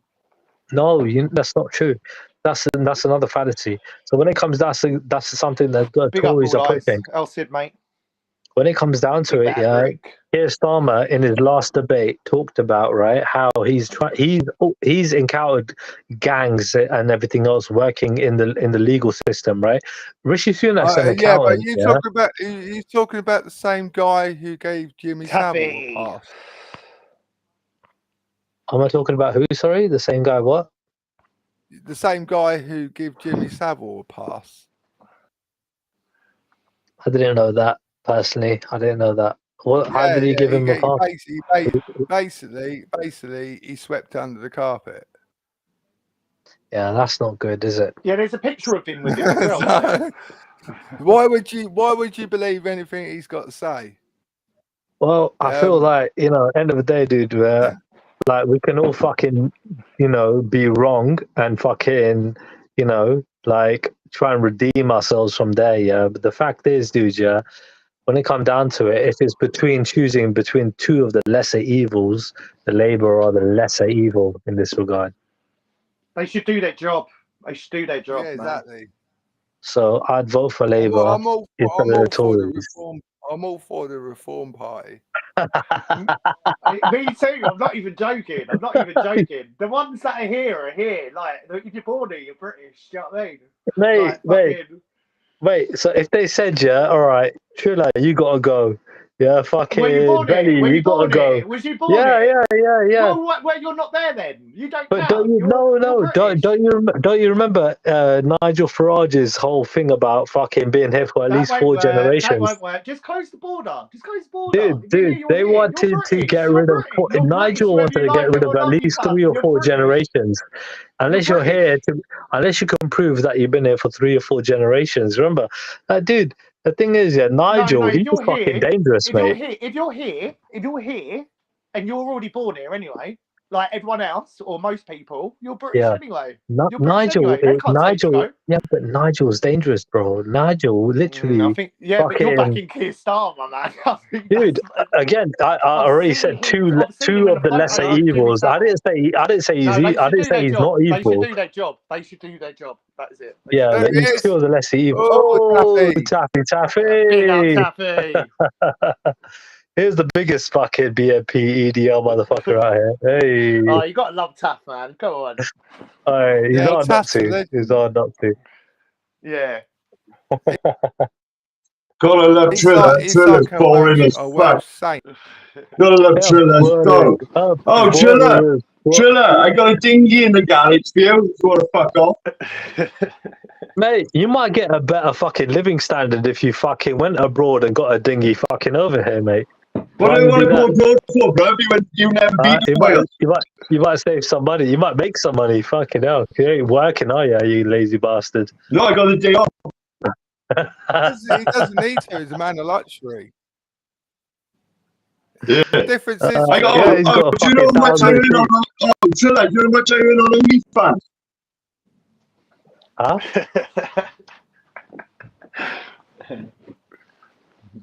What was that, Taffy? I didn't hear. I said I get all my money on OnlyFans, bro.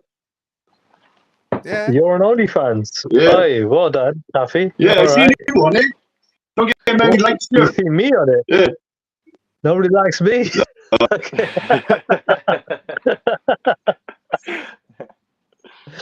Oh well, you know, it might not be your cup of tea. Here's what it is. No, you're not my cup of tea, bruv. You're a fanny. you're a fucking fanny. You're a stinky fanny. Yeah, I'm too tad for you, Taffy. Yeah, is that what it is? Yeah.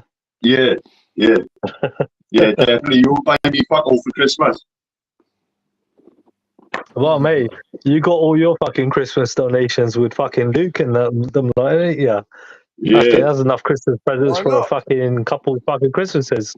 Yeah. I won't pay for a fucking... I got to rate a man's hustle. I got to rate a man's hustle, bro. You hustled them. You pretended you lost your job, and you got them to donate for you. That was brilliant, Taffy. That was brilliant. Is it You've done a Tommy number one, mate. You drifted like a Tommy fan, bro. Big up. You tried to convince us you're a millionaire.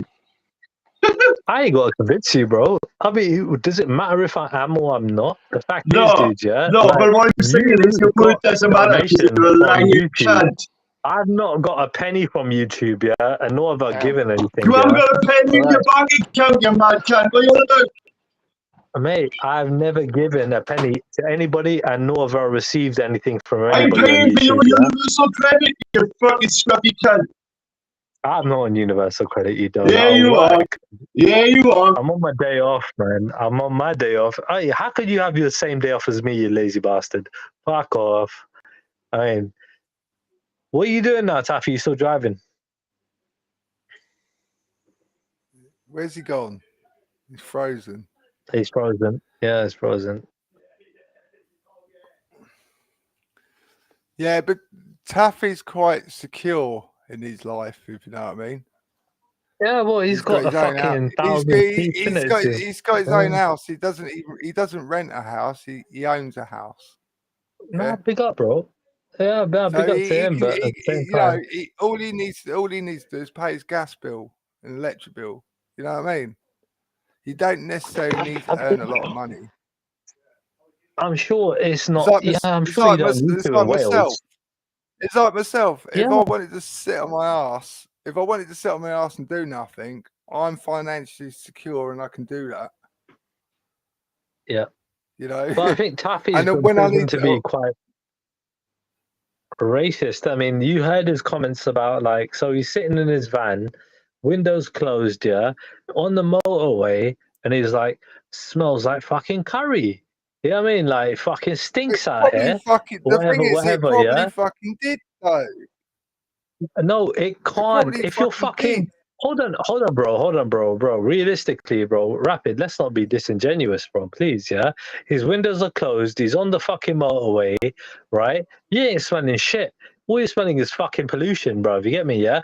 This motherfucker makes a racist statement and on top of that says, yeah, that they're all breeding like rats. Yeah, dude, come on. The guy is racist as fuck. If I was to say that about Jewish people, dude, it would be anti-Semitic. You get me?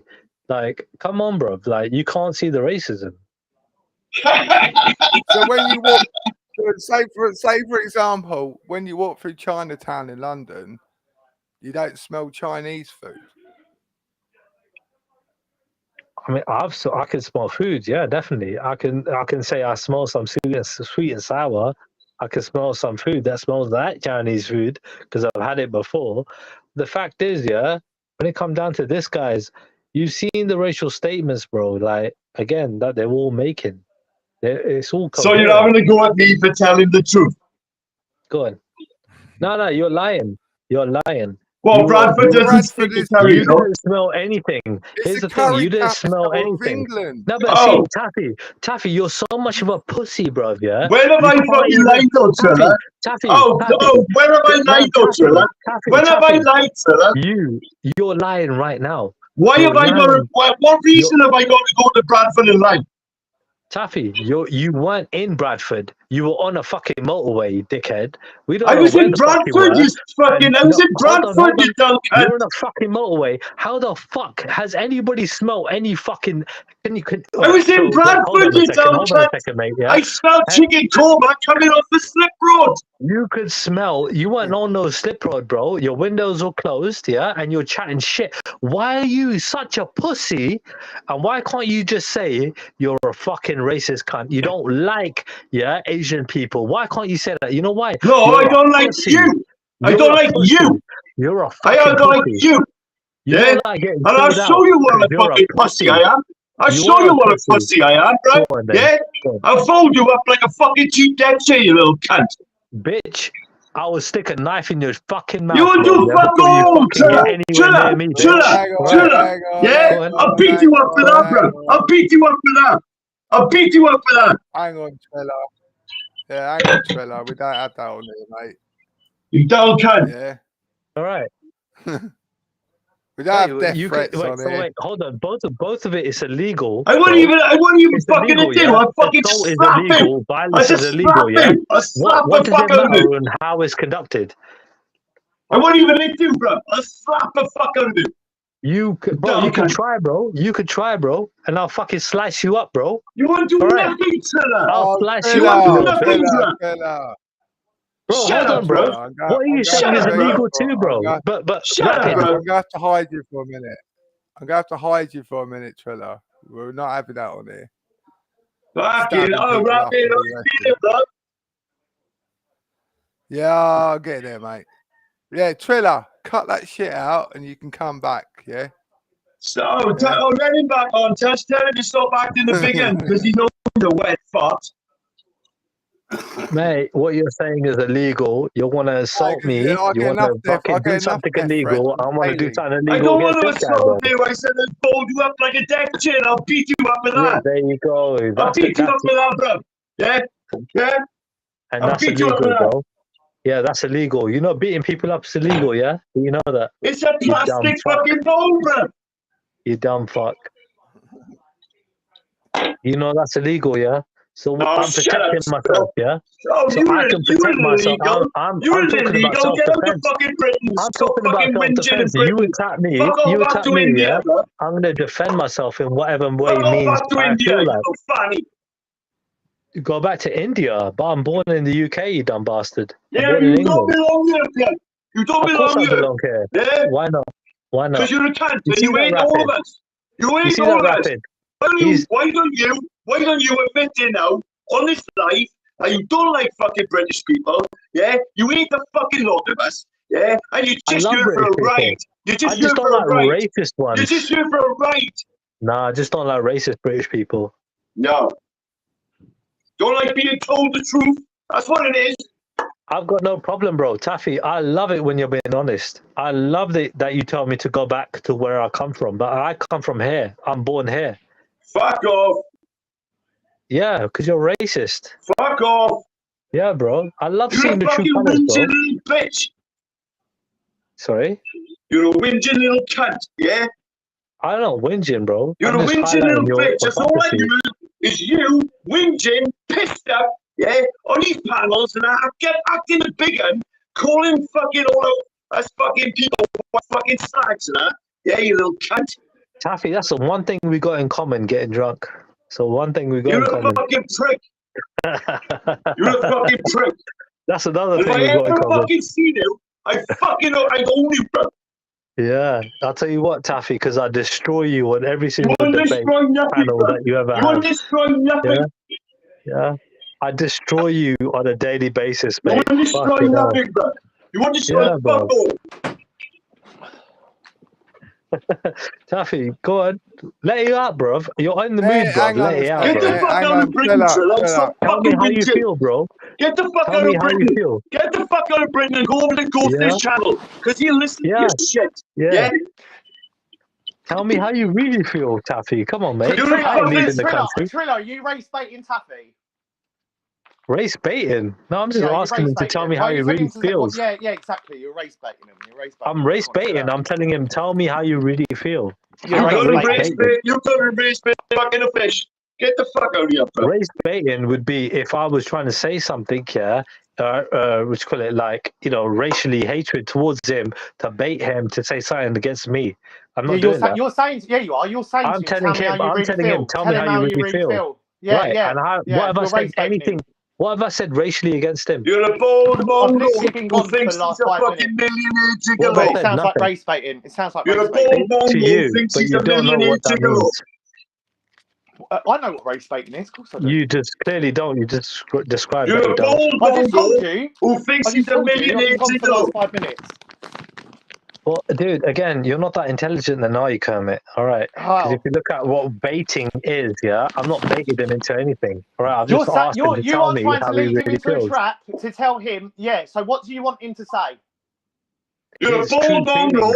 You're a bold mongo, and you need to get out of Britain. Me out of the country, and I'm born here. I love this country. I said to you earlier. I said literally said to you 10 minutes ago that you were born here. You was born here, so you're British.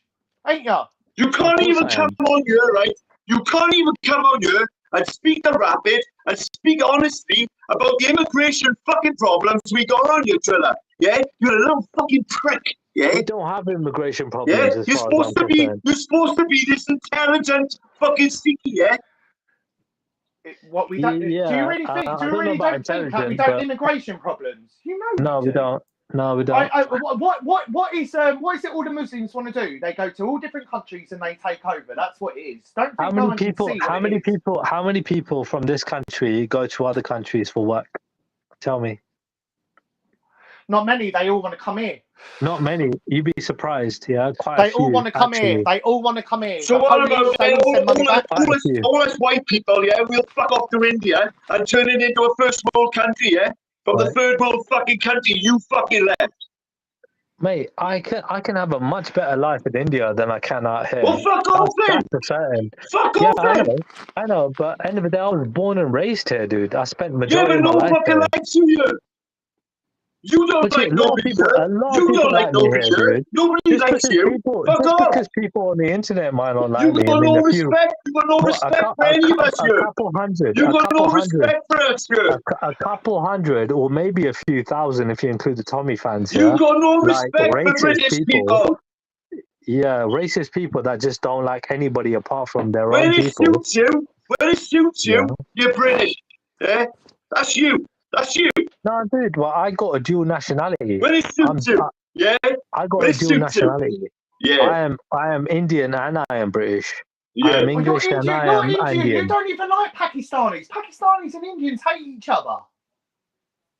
What do you mean? I'm not Indian. What did you say? Pakistanis and Indians hate each other, don't they? Again, that's some old feud. Most Indians and Pakistanis get along really well. They hate each other. No, they don't. That's a fallacy. Do you know what? I called a Pakistani an Indian once, yeah? He went off his fucking head. He went, don't call me that. So Indians and Pakistanis get along just fine. This little fucking snowflake got offended because Taffy went into Bradford and said it smelled of curry. You little bitch. Yeah, you little bitch. And you know the racial connotations. You little bitch. You know the racial connotations. Do you know if you came down to South Wales? Do you know if you came down and pulled up here and said, Taffy, this place smells like sea bars? Do you think I'm going to cry? Taffy, you seem to be trying to get yourself out of this, yeah. But the fact is, we all know what you meant. This happened a year ago. I don't need to get it. It's done, bro. It's done. It doesn't matter. But you and Ghost are crying about it still. But dude, the fact is, you attack Ghost you like he's the worst because person I've gone in the into world, Bradford and said it smelled the curry. Ghost has held himself to a higher decorum than you, dude. All right. Wow. Ghost has held himself to a better decorum than you. Hang on. It's no different going to somewhere like Edinburgh and saying, "Oh, it smells like haggis." Well, if you know what that smells like. But the fact is, dude, yeah, there are racial connotations made, yeah, and they are known. And people like Taffy have made them. They breed like rats. What's the curry capital of England? Right? What's the curry capital of England, Triller? Rats are of What vermin, is the curry capital of England, Triller? But you said what we breed like rats. I didn't say that. Are breeding like rats. Triller. Does he have a point? When he said I didn't say that. I didn't say that. Is it Bradford? Yeah, you did. I didn't Does say he have that. a point? Yeah, you did. I didn't say they're breeding like rats. Yeah, you did. No, I didn't. What do you mean? You did say that. No, I didn't. What did you say then? I said, from the bloke's own words, he said they were breeding like rats. The man I was talking to, you dog cunt. But you don't, that your brain can't accept that, can it? Dude, you want me out of your country. Yeah, this ain't your country. Because you don't like our country. Right. You got no You're respect born for here. me, I'm Rabbit. born in Britain. You got no respect for me, Rabbit. Anybody I'm that's born in out Britain there, and you're born in Britain. But you seem got to no feel respect for us. So you can fuck off. What makes this your country more than mine? I was because born I'm here. a Celt. I'm a Celt, and this is my fucking land. So what? So what if you're a Celt? I can tell you to fuck off.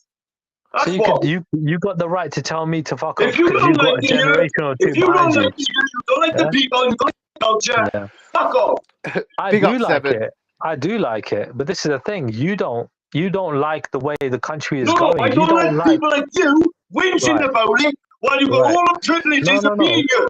You little bitch. No, that's not true. Because see, what you don't like about this country is that people this like country, you do my fucking head in.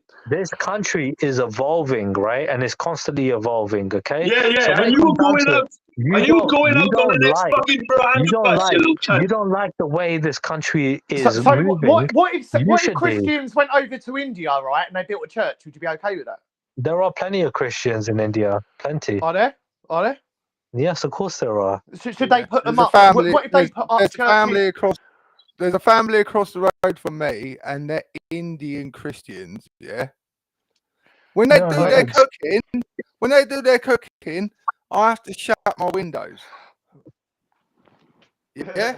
Because it's curry. It's my favourite takeaway. I love curry. It's my favourite takeaway. I love chicken tikka masala. Don't get it twisted. I love chicken tikka masala. Yeah, but I'm not fucking lying. When I went into Bradford, it stunk of fucking Vindaloo.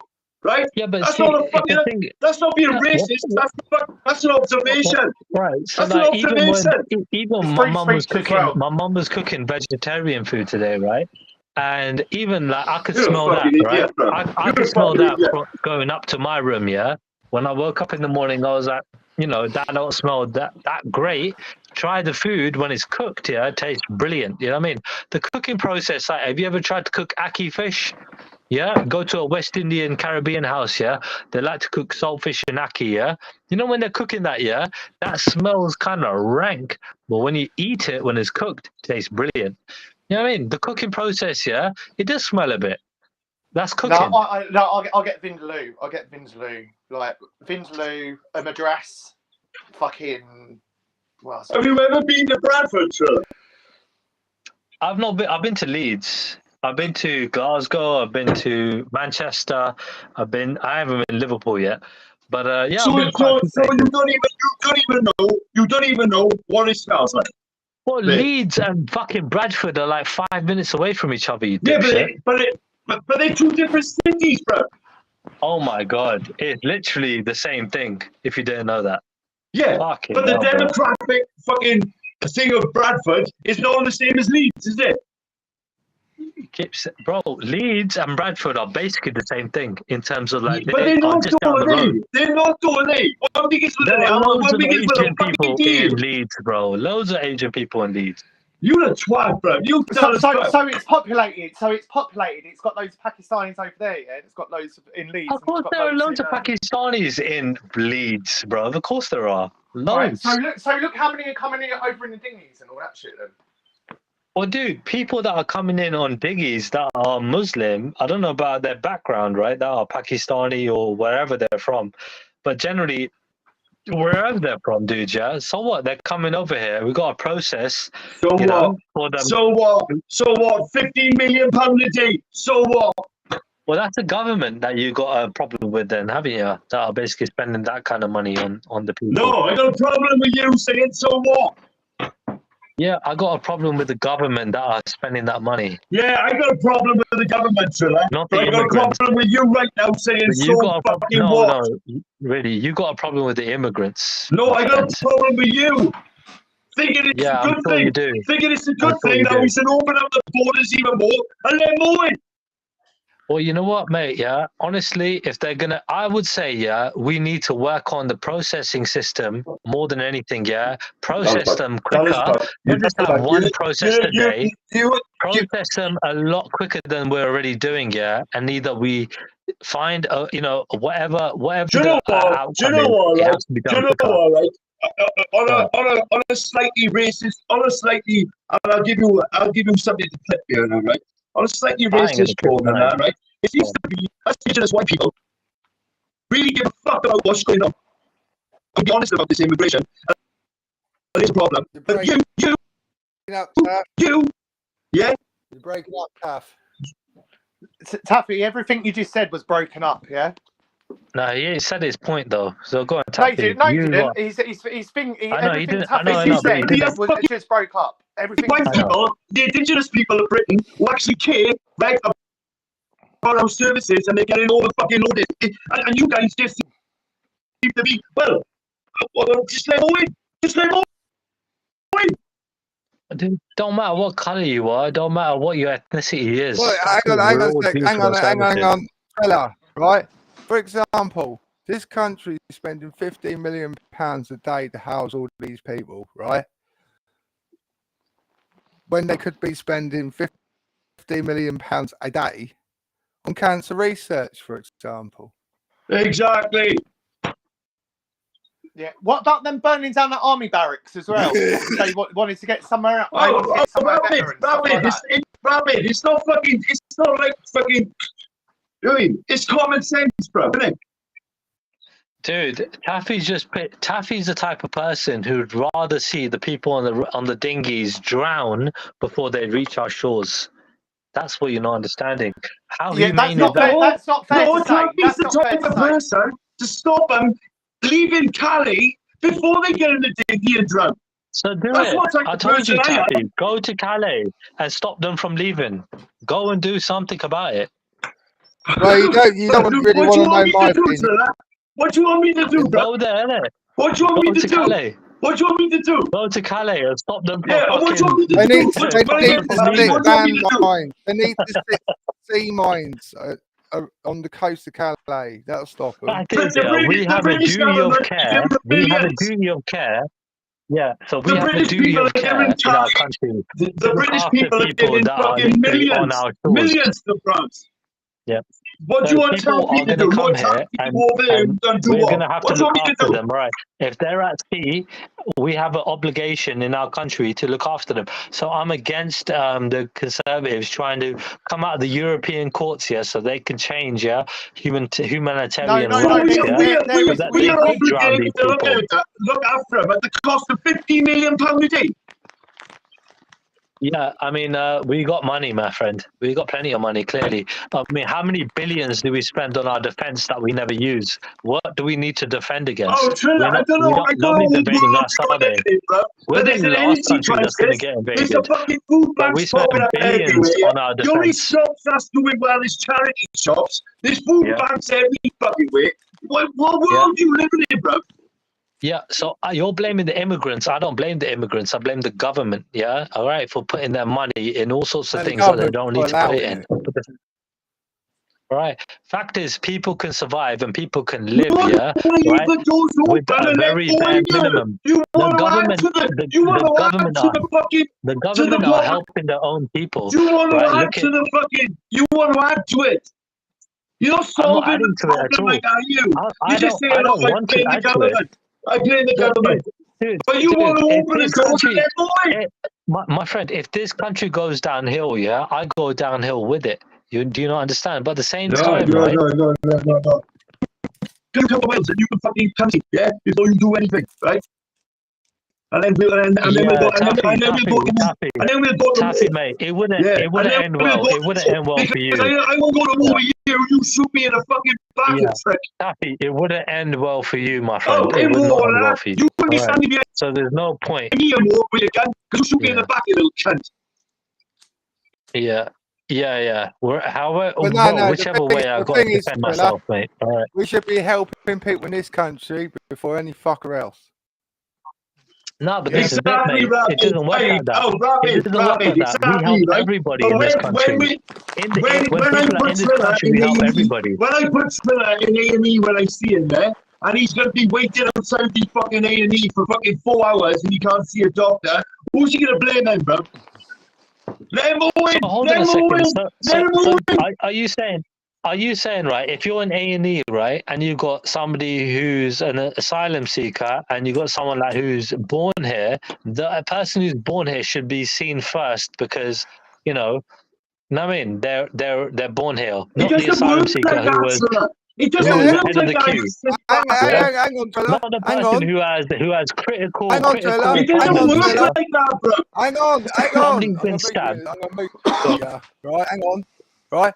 I went to the hospital last week. Yeah? I had to show them proof I was English. I had to show them the driving license. Okay. Yeah. I don't get what that means because exactly. Otherwise, you treat. Triller, before I shoot it off a minute, right? On a serious note, and I kind of like you, Bob. I kind of like you sometimes when you're not drunk and jackal a fucking high character, right? But let me tell you now, you dishonest, bro. You dishonest, yeah? You a very dishonest boy. Hey, look, mate, if I could, stop immigration, stop the people coming on rubber dinghies from happening, I would advocate that. But I can't stop it from happening. All I can do is try to basically make out. You want to send Taffy the Cali, yeah? What am I going to do? Can you admit it's a problem? Can you admit it's a problem? Triller, can you admit it's a problem then, yeah? Of course it's a problem. Of course it's a problem. But it's not the biggest problem. It's not the problem. It is not causing our country to go downhill, my friend. Yeah, You're not understanding that. That is definitely not from immigration. All right. Take a drink, yourself, and look 5 years down the line.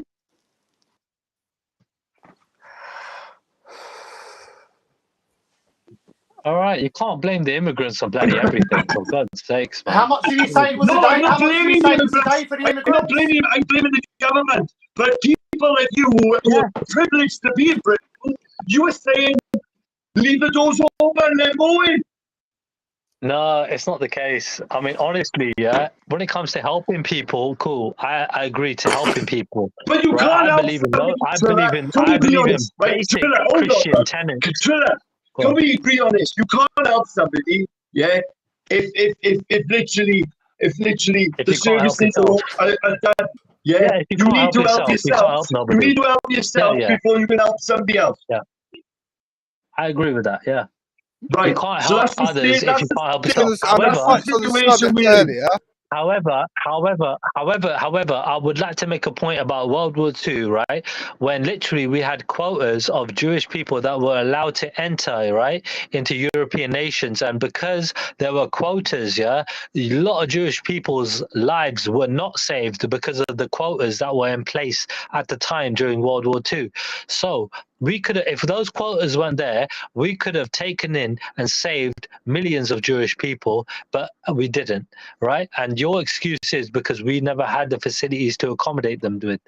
Is that it? Is that good enough? Do you know when World War II was? We could have saved those lives. Do you know when World War II was? It was across the world. That's what they call it. It's nearly 100 fucking years ago. It wasn't 100 years ago. It was about. It's nearly 100 years ago. It's nearly 100 years ago. 80 years ago. That's nearly 100. 80 years. That's nearly 100. All right. Right, round it off. Close enough. Got ya. All right. Right. So what? Right. So you don't think World War II was a just war?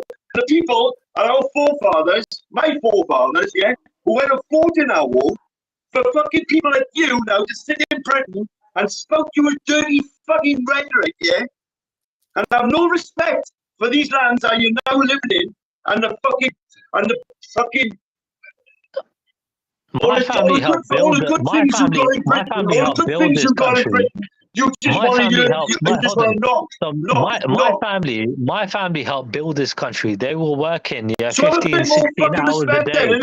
They were working 16 hours a day while raising a family at the same time. You should know better. So the fact is, dude, my family have contributed more than most people, in my opinion, right? But you anybody in this country. Yeah.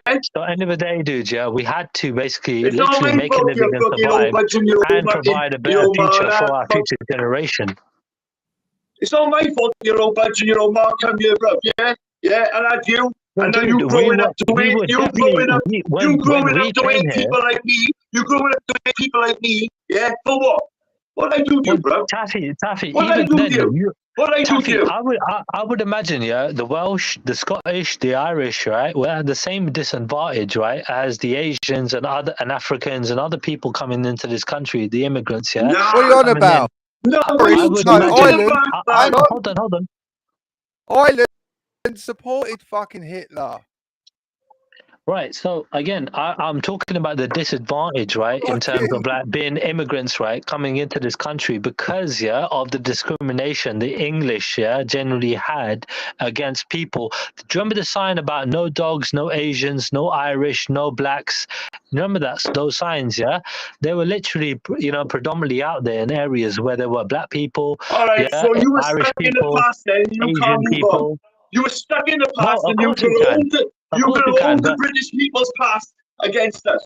Is that what you're going to do? Of course you can. No, not at all. I'm not holding it against you. I'm trying to move on from. I'm trying to move on from that. But the thing is, what you have to appreciate is, it wasn't just like 1945. It wasn't just 1960. It was also in the 1980s. And then at the early 90s where we were still fighting this kind of racial, discrimination. It's not recent. Even you've seen how the Tory party with Margaret Thatcher's government, right, treated the Northerners. Can you stop? They treated Liverpool. 1 minute. Can you stop talking for 1 minute? Yeah? If the roles were changed, if it's the opposite way round, if I went to somewhere like Pakistan to seek asylum, how would they treat me? I'm not sure. I don't think. You're asking me a question I know nothing about. I don't know how they treat you, bro. You go to Afghanistan. How would treat you in Afghanistan? The thing is, I mean, if I understand. If I went to any of these countries, seek asylum, they tell you to fuck. I shall tell you something, bro. I know one thing for certain. Generally, white people are treated better than black people, right? Going to places like India. I don't know about Pakistan. I'm pretty sure Pakistan's similar, right? Because culturally, they're very similar. But I mean, white people are definitely treated better than black people when they're tourists going to those countries. No matter how good that black person is and how, they could be contributing fucking millions or thousands or whatever to that country, or could just be a very decent person, but they don't know. They're literally going by the color of your skin. White people are always treated better in other countries better than black people. The point is, if this countries went into war, for example, and I went over to Afghanistan, or went over to Pakistan, or went over to India, any of them countries, to seek asylum, they tell me to fuck off. I don't know what their laws are, dude. I don't know how it works out there. You're asking me a question. How would I be treated? But how do I know how you're going to be treated? But again, I live in Britain. I'm a UK citizen. I've been born here. I've been bred here. I've lived most of my life here. When I say most, literally when I'm not on holiday, right? I spent all my life here. So when it comes down to it, dude, I don't know how other countries would treat other people on asylum laws, but I know what this country should be doing. If I went over to Pakistan, for example, seeking asylum, they're not going to give me a 5-star hotel and a fucking credit card and a mobile phone. I don't think they would. Yeah, but at the same time, I mean, again, there you go. Then. Again, So that's the problem with your current government. Why do they expect to come over here and get it? Well, dude, I don't know if they expect that or not. The fact is that they're coming over here, taking a freaking a voyage, a journey that is treacherous. Yeah, that they could lose their lives on. No, hold on, but they've done that, right? With children. With children. When they're sitting in France.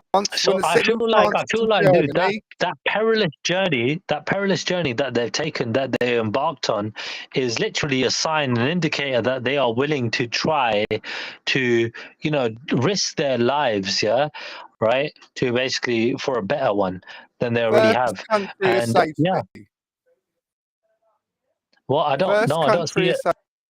Well, we've seen many examples, right, where there have been first countries of safety where they have gone further and they've been given asylum. No, because they're not getting the perks. That's why.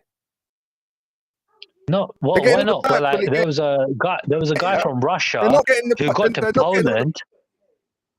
They're not getting the perks in France. They're not perks in Germany. They're not getting the perks in Italy. That's why they're coming here, because they get given all these perks. Yeah. We'll see. What perks are there? Really and truly, what perks are there? I mean, end of the day, they're not getting. Right, you say 5-star. You say 5-star hotel. Yeah. All right, you say 5-star hotel, right? But how is it a 5-star hotel now, where you got bunk beds there? Yeah, people are not getting a 5-star service like you would in a 5-star hotel. So they're not getting 5-star treatment like you would in a normal 5-star hotel. It's been literally that hotel, that premises has been turned into an asylum place, yeah, for asylum seekers, yeah. So you're not getting the same treatment as you would in a 5-star hotel. It's totally different.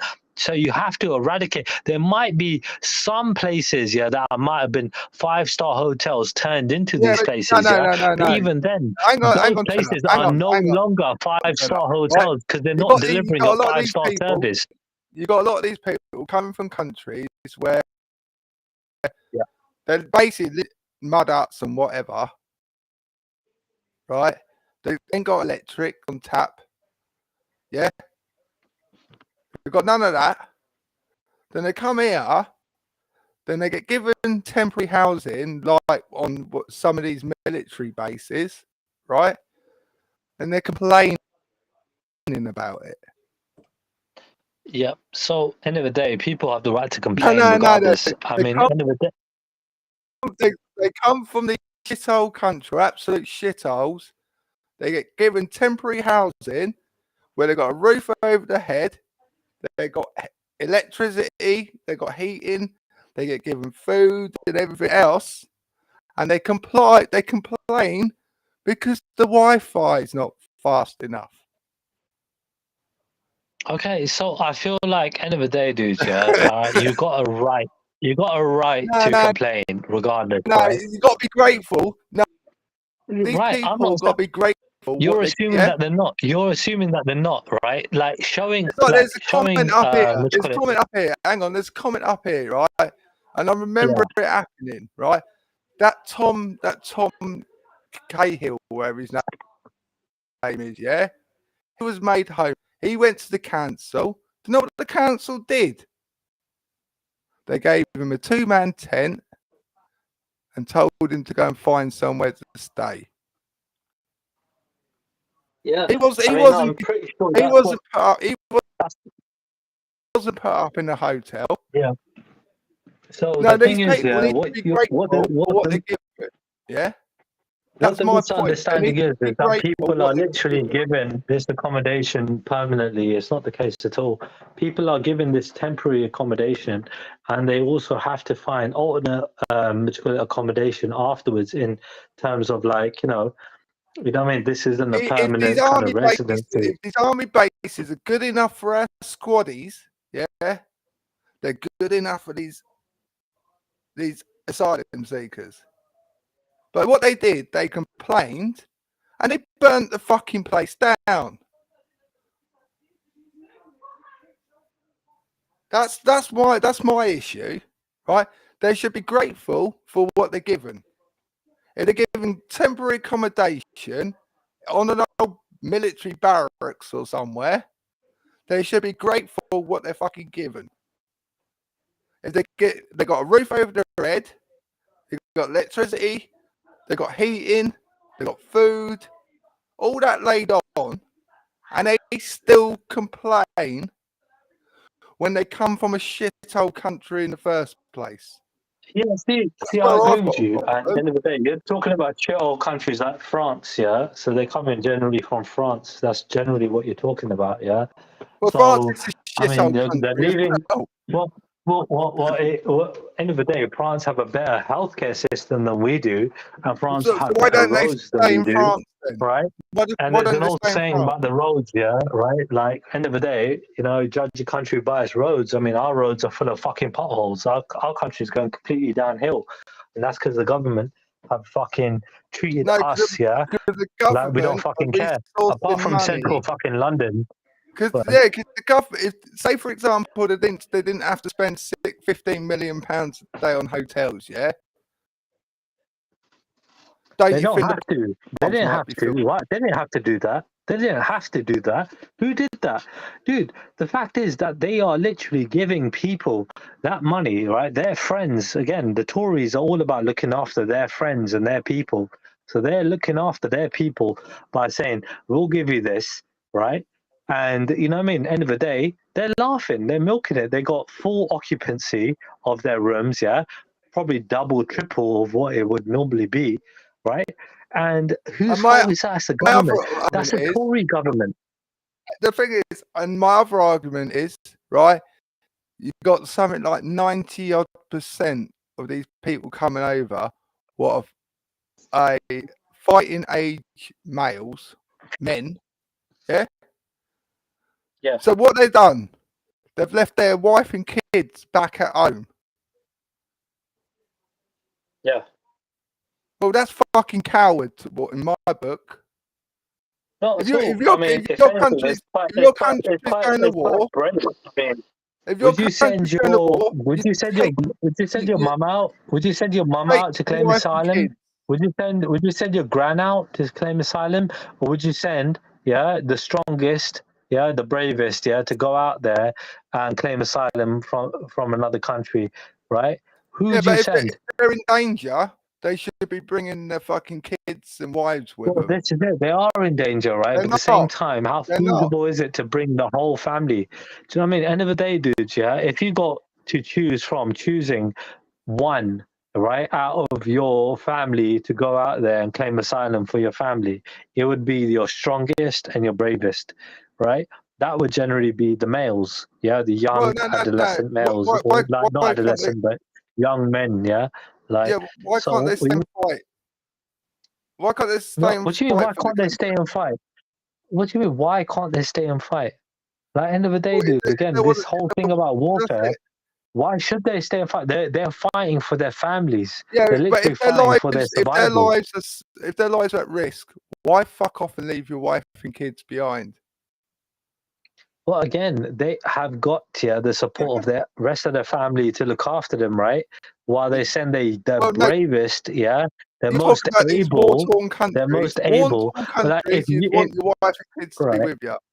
Right, so I ask you to put yourself in that position and literally consider who would you send out to claim asylum for your family. Would you send a young man out there, or would you send a young woman out there? A young woman that could be raped, that could be taken advantage of, put into the sex trade and whatnot, and killed and all sorts, or a young man that might be able to hold his own and fucking literally survive the perilous journey of claiming asylum in a fucking nation far, far away. Literally, I would send the man over the woman. That's what you're talking about. Let alone an elderly woman. Why don't they go to Russia? Russia's the biggest country in the world. I'm pretty sure some might. I'm not saying some don't. Are you trying to say that some of them don't go to other nations? Of course they do. Not by the look of it. Why are they coming here? Why are they coming here? Why are they coming here? Because, like I said, you got all the perks. Really? That's what it's about. Well, this country. You know this country is going downhill, right? You know that. The reason why it's going downhill is because we're a tiny little country, and our infrastructure is being flooded. We're being flooded with people, and our infrastructure cannot cope with it. Yeah, but we're still going downhill, bro. You get me? Right, and another gripe I've got is like Sadiq Khan, for example. Yeah, he's building 46,000 homes around London. Yeah, and a Muslim only. No way! I didn't know they were Muslim only. Did he say that? Yeah, that's Muslim nuts. only. That's nuts. Yeah, work that one out then. Yeah. I've got a problem with that. 46,000 homes, and it's Muslim only. That's mad. I mean, definitely he's working towards the demographics. This is but see, again, yeah, it's nuts. Yeah, I'm pretty sure that would be illegal on some sort of way, shape, or form. It would be illegal, but these things get brushed under the carpet. Yeah, it should be. It should be illegal to make that kind of assertion, like. And I said it only they're obliged to have those kind of homes. From day one with Sadiq Khan, he's only got one agenda, and that's a Muslim agenda, right? Yeah, I don't know. Sadiq Khan, he comes across. He's not interested in helping out Londoners. No, he's not. Dude, the thing is, it was Sadiq Khan. Yeah, I don't like Sadiq Khan as much as you do. Yeah, as far as I'm concerned, yeah, I probably don't like him more than you do. But Sadiq Khan, yeah, he is a lawyer. Yeah, first and foremost, yeah. Secondly, right, he seems to be again like even though he's Labour, he acts like a Tory, looking after his own. Yeah, looking at, he's doing the whole shit. I mean, Ken Livingstone was a Labour man, right? And he brought in the whole congestion charge thing, innit? Yeah, first, innit? And then it was Boris Johnson, and then it was what's his name, Khan again, yeah. So when it come down to it, yeah, fucking, it's a mad situation, bro. Like where these are all doing very similar shit to make money off all of us. They're not looking after us. You get me? Do you really think we need ULEZ and the congestion charge and all that shit? We don't. Do you know what I mean? We put it doesn't help any of us. It's just making our lives much more expensive. Now, I've been able to afford it with my own money. I'm like, shit. That's what. But honestly, it's not easy. I've made my money. I don't need to rely on anyone. Yeah. Yeah, but it's not. It's still not. It's still not nice, isn't it? Being charged that your car has to be a certain car, dude. I still got my old fucking car. I got an old Jaguar, yeah, and I was like, shit. I love this car. This is a great car. I don't want to fucking get rid of my Jaguar. Like the amount of memories I got in that is brilliant. Like, do you know what I mean? I'm like, fuck it, no. I just keep it in my fucking alleyway. You know what I mean? It's just parked up in my alleyway, and just parked in my garage. You know what I mean? And I keep it as a second car. But really, more realistic, I got to sell it and get a car that's compliant, because it's forced me to pay a lot more money, and I'm all about saving money. Do you know what I mean? like my mindset, yeah. Like you say, you don't look at labels and how much they cost, dude. That's the first thing I look at. I'm like, I'm weighing out is this worth it? You know what I mean? Can I get something better for this money? That's what I look at. You know what I mean? I don't like getting ripped off. I can buy what I like, sure, but I like a bargain. I don't like getting ripped off. Trust me. I trust me when I buy things off eBay and stuff like that. I do look for the fucking bargains. Yeah. Do you know what I mean? So, like, end of the day, dude. When I go shopping for food, when I go shopping for food, I just pick it up and put it in the trolley. No, 100%. When it comes to food, dude, I'm buying organic. A loaf of Yeah. Bread could cost 50p, or a loaf of bread £1. Yeah. Yeah. I'll just put it in the trolley. It's sort of. Yeah. Dude, the other day I bought some fucking blue eggs. I went to Tesco. They had these blue eggs. I was like, what the fuck are these?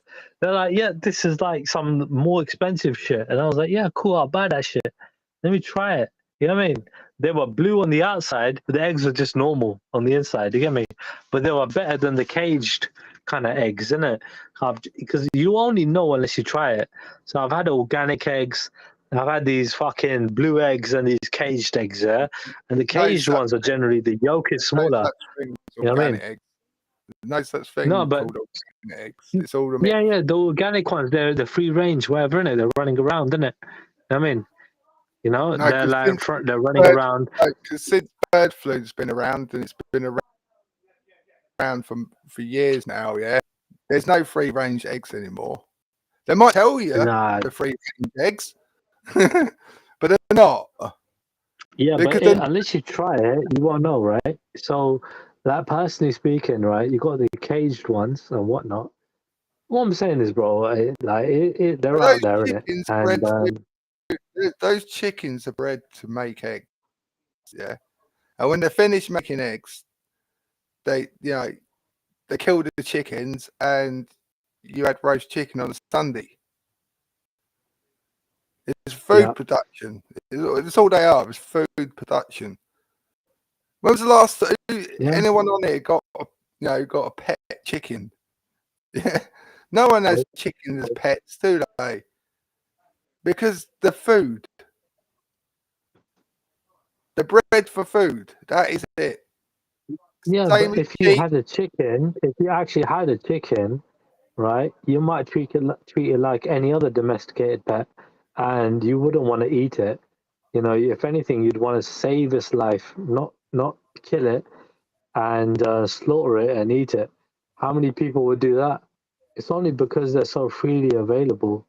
You know, we do that. Otherwise, it's like years ago. It's like years ago before we had like cars and everything. Yeah, everyone used horses, horse and cart. Yeah. Across this country, there are millions and millions and millions of horses. Yeah? Because everyone had a fucking horse. But since we've got cars and everything, the population of horses has gone down to the hundreds of thousands instead of millions. Yeah, you can look at it that way. It's like. But at the same time, dude, like even conventional warfare after World War, like so cars were around during the World Wars, yeah, right? We had cars. And at the same time, they weren't, people still used horse and cart, yeah, because of cost and everything else, yeah. At the same time, like even in military warfare, where horses were completely made insufficient after World War One because of just simply because of one tool. Barbed wire. All they had to do was put wire across fucking any area, and those horses were just, you know what I mean? Their legs will get all chopped off in it, yeah, and they couldn't fucking get over that.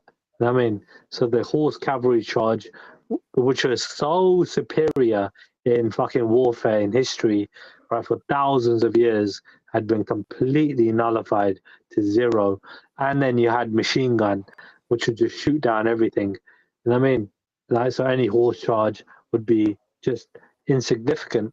So horses were also made, insignificant for lots of different reasons. That's why they went down. And here's another example, right? When they banned fox hunting, yeah? You had all these do-gooders campaigning to ban fox hunting, right? In result of that, tens of thousands of horses and dogs, yeah, were destroyed. Exactly. They were destroyed because they banned fox hunting. There's talking thousands of horses, yeah, or what were slaughtered because they banned fox hunting. You know, and the foxes, if you live out in the country, foxes are a pest. They're a pest. I do like foxes though. Yeah, I know, but you know what I'm saying, though. But since they banned fox hunting, yeah, thousands of horses got slaughtered. You got a family, Kermit. You got any children in your family? Nephews, nieces. I've got big family. I've got big family. Yeah. Yeah. So there were literally. My point is that there were examples of foxes trying to take babies. Yeah, I heard about that. Yeah. So you like them when they're not doing that, though, innit?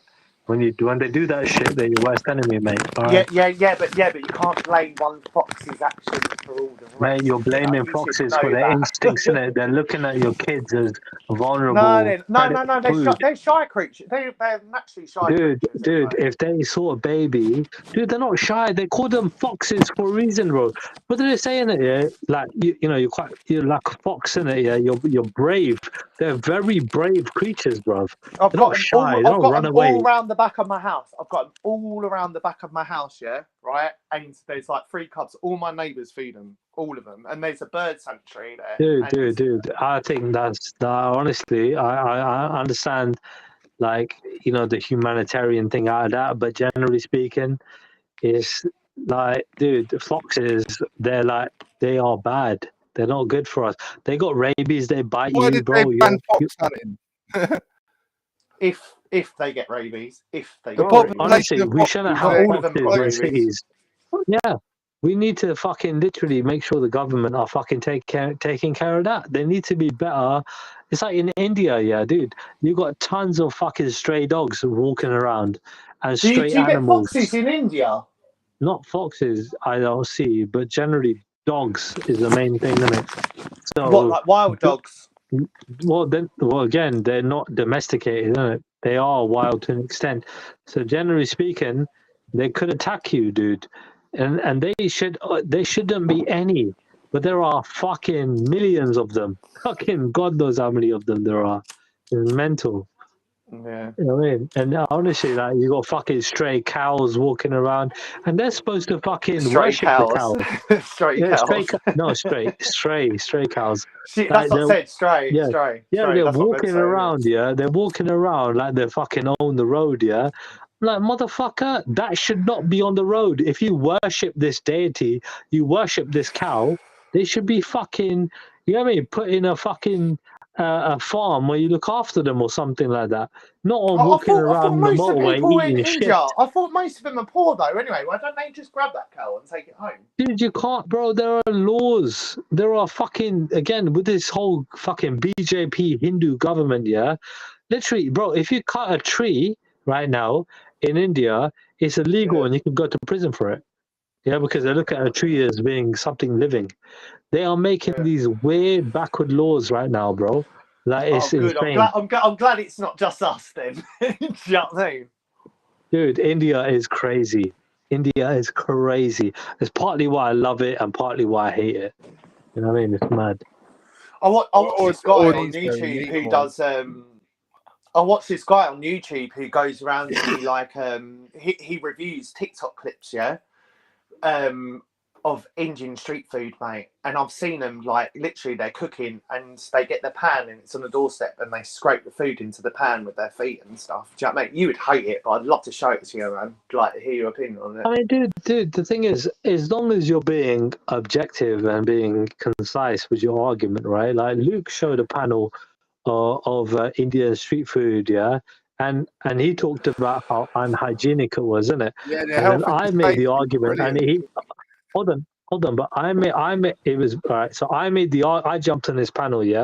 I made the argument of how many 0-star hygiene food places there are in this country, and I pulled up about 1,000, yeah, right? So I said, why are you and what do they down? do? What do they do though? What do they do, right? So the chicken shop gets closed down and they just put it in another relative's name. You know that, don't you? Come on. I don't know. But the fact is, dude, do. We all know. Hold on. But I'm literally trying to call out his hypocrisy. I'm like, dude, you're talking about India, a third world country, right? That's trying to become the fucking next superpower, yeah, whatever, yeah. But the fact is, literally, let's look at UK, a first world country, yeah. how many 0-star hygiene quality do you have here? I only had to make a Google search. You know what happened to me? I got thrown off the panel because I fucked up his argument. You get me? You have to appreciate what I do, bro. I'm just trying to bring some You need to. I'm going to find his channel and I'm going to show you. Have you noticed something, right? These chicken shops, yeah, were being shut down because of health and safety reasons. How many of them? Right. How many of them are English-owned chicken shops? Exactly, and they put in the other. They put in the other We'll see, dude. How many of these restaurants are English? And the fact is, I'm just looking at it overall, right? People are going to go out to these food places to eat. So I would personally not recommend a street vendor like in India to go and eat in. Do you know what I mean? That's what Luke was doing, and he was like, "Look at this hygiene quality and this and that." And I'm like, "Mate, that's a street vendor." Yeah, like, but the restaurants ain't much better. No, I've seen videos. I'll tell you what, mate. You'll be surprised, mate. Yeah, the restaurants in India, which I used to go to, I never used to eat street food. Go and have a look at the I only go to until you go out mate. back. So I go to restaurants, yeah, and I tried out so many different restaurants here. There, dude, the quality of food and service is fucking bagging out there, better than here. Yeah, but did you go and have a lot cheaper? Did you go out the back and have a look at the state of the kitchen? Mate, I could do that. The fact is, I owned, not I owned, yeah. My family owned some of these restaurants, you get me, right? So, as in, like, you know, cousins and family friends and whatnot, yeah. So, I could basically go and see what was happening. Yeah, but on the other hand, fish and chip shops, yeah. To be honest with you, I've never seen a filthy fish and chip shop. I've got food poisoning from a fish and I've got food poisoning from a fish and chip shop in that'd be the fish. That'd be the fish. But yeah, you've never seen, what you say? You've never seen a what fish and chip shop? Because most of the fish and chip shops, like traditional ones, are like British owned.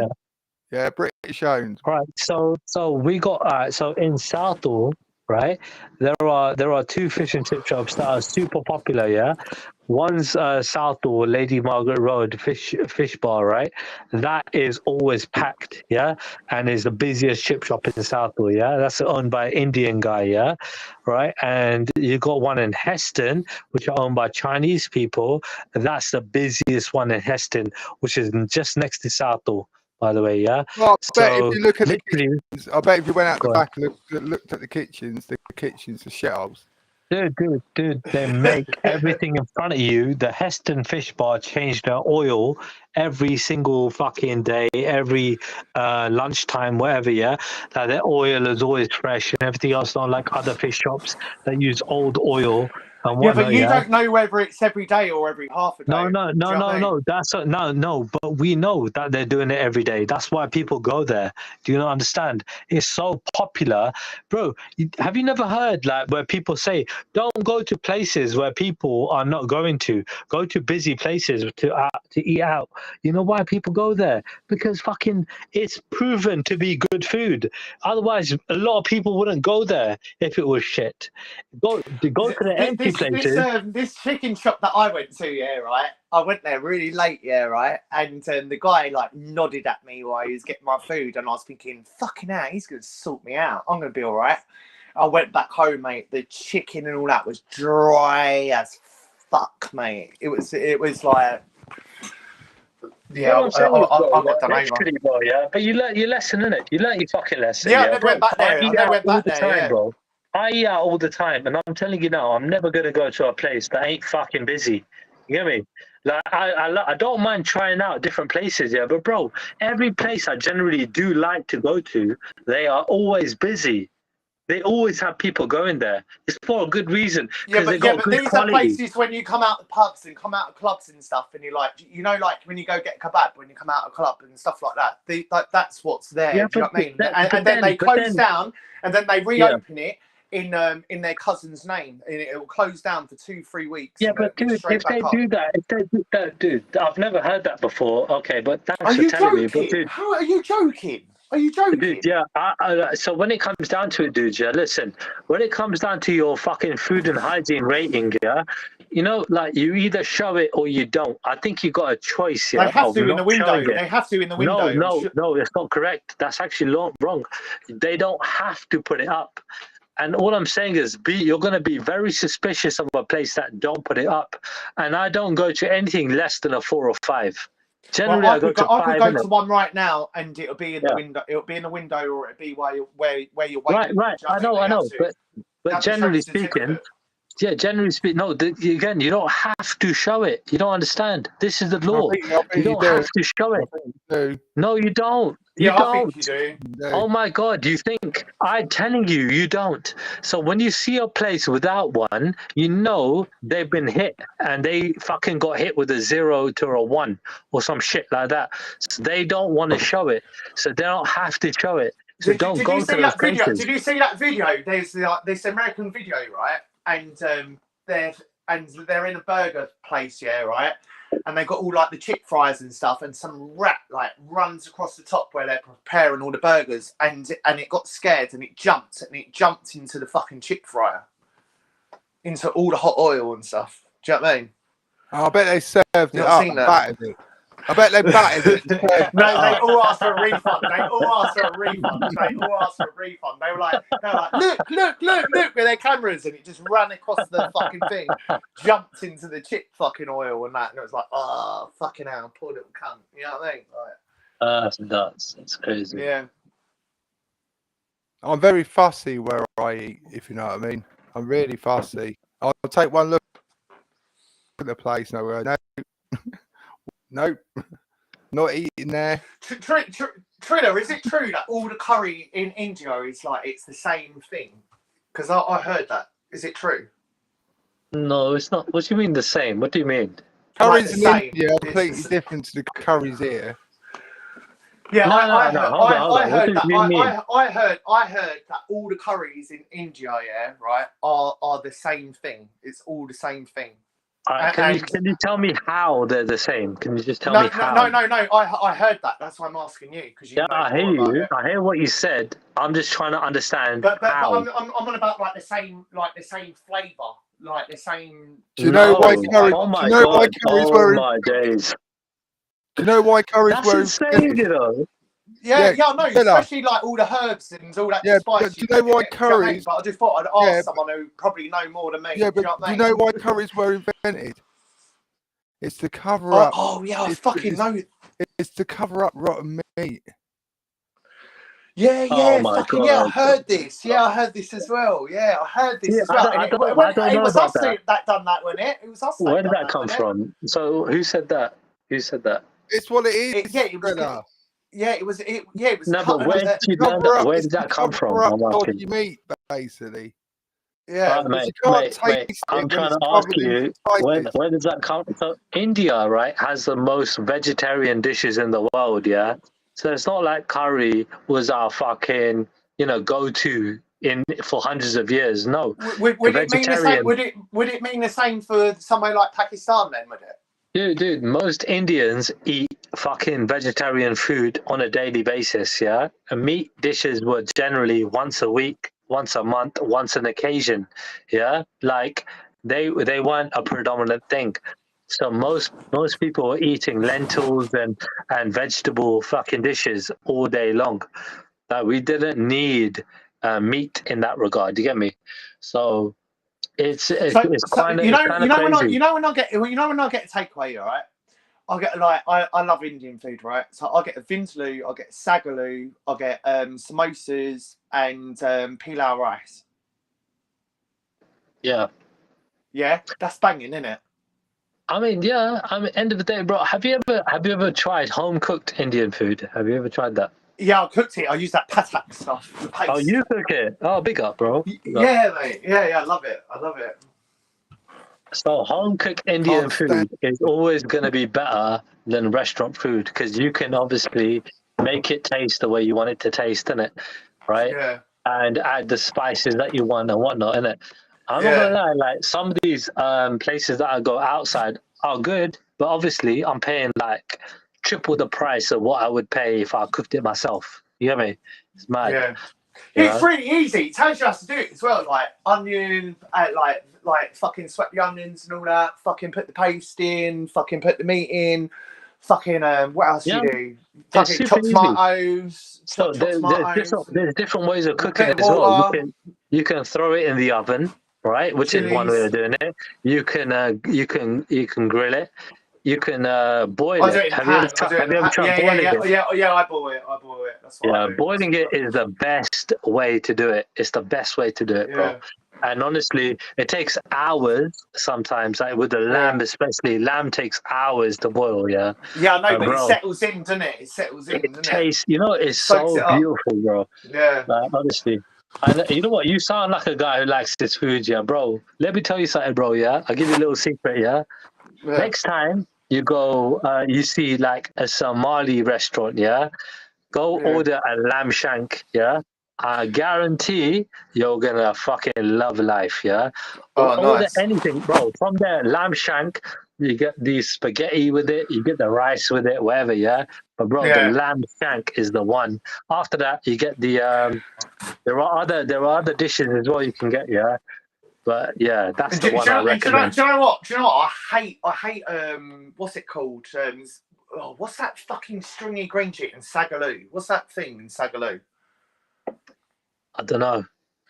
I've forgotten what it's called. I fucking hate it though, but Sagaloo is so fucking good, mate. I'm telling you, I'd throw an old woman down the stairs for it. Seriously, it's that good.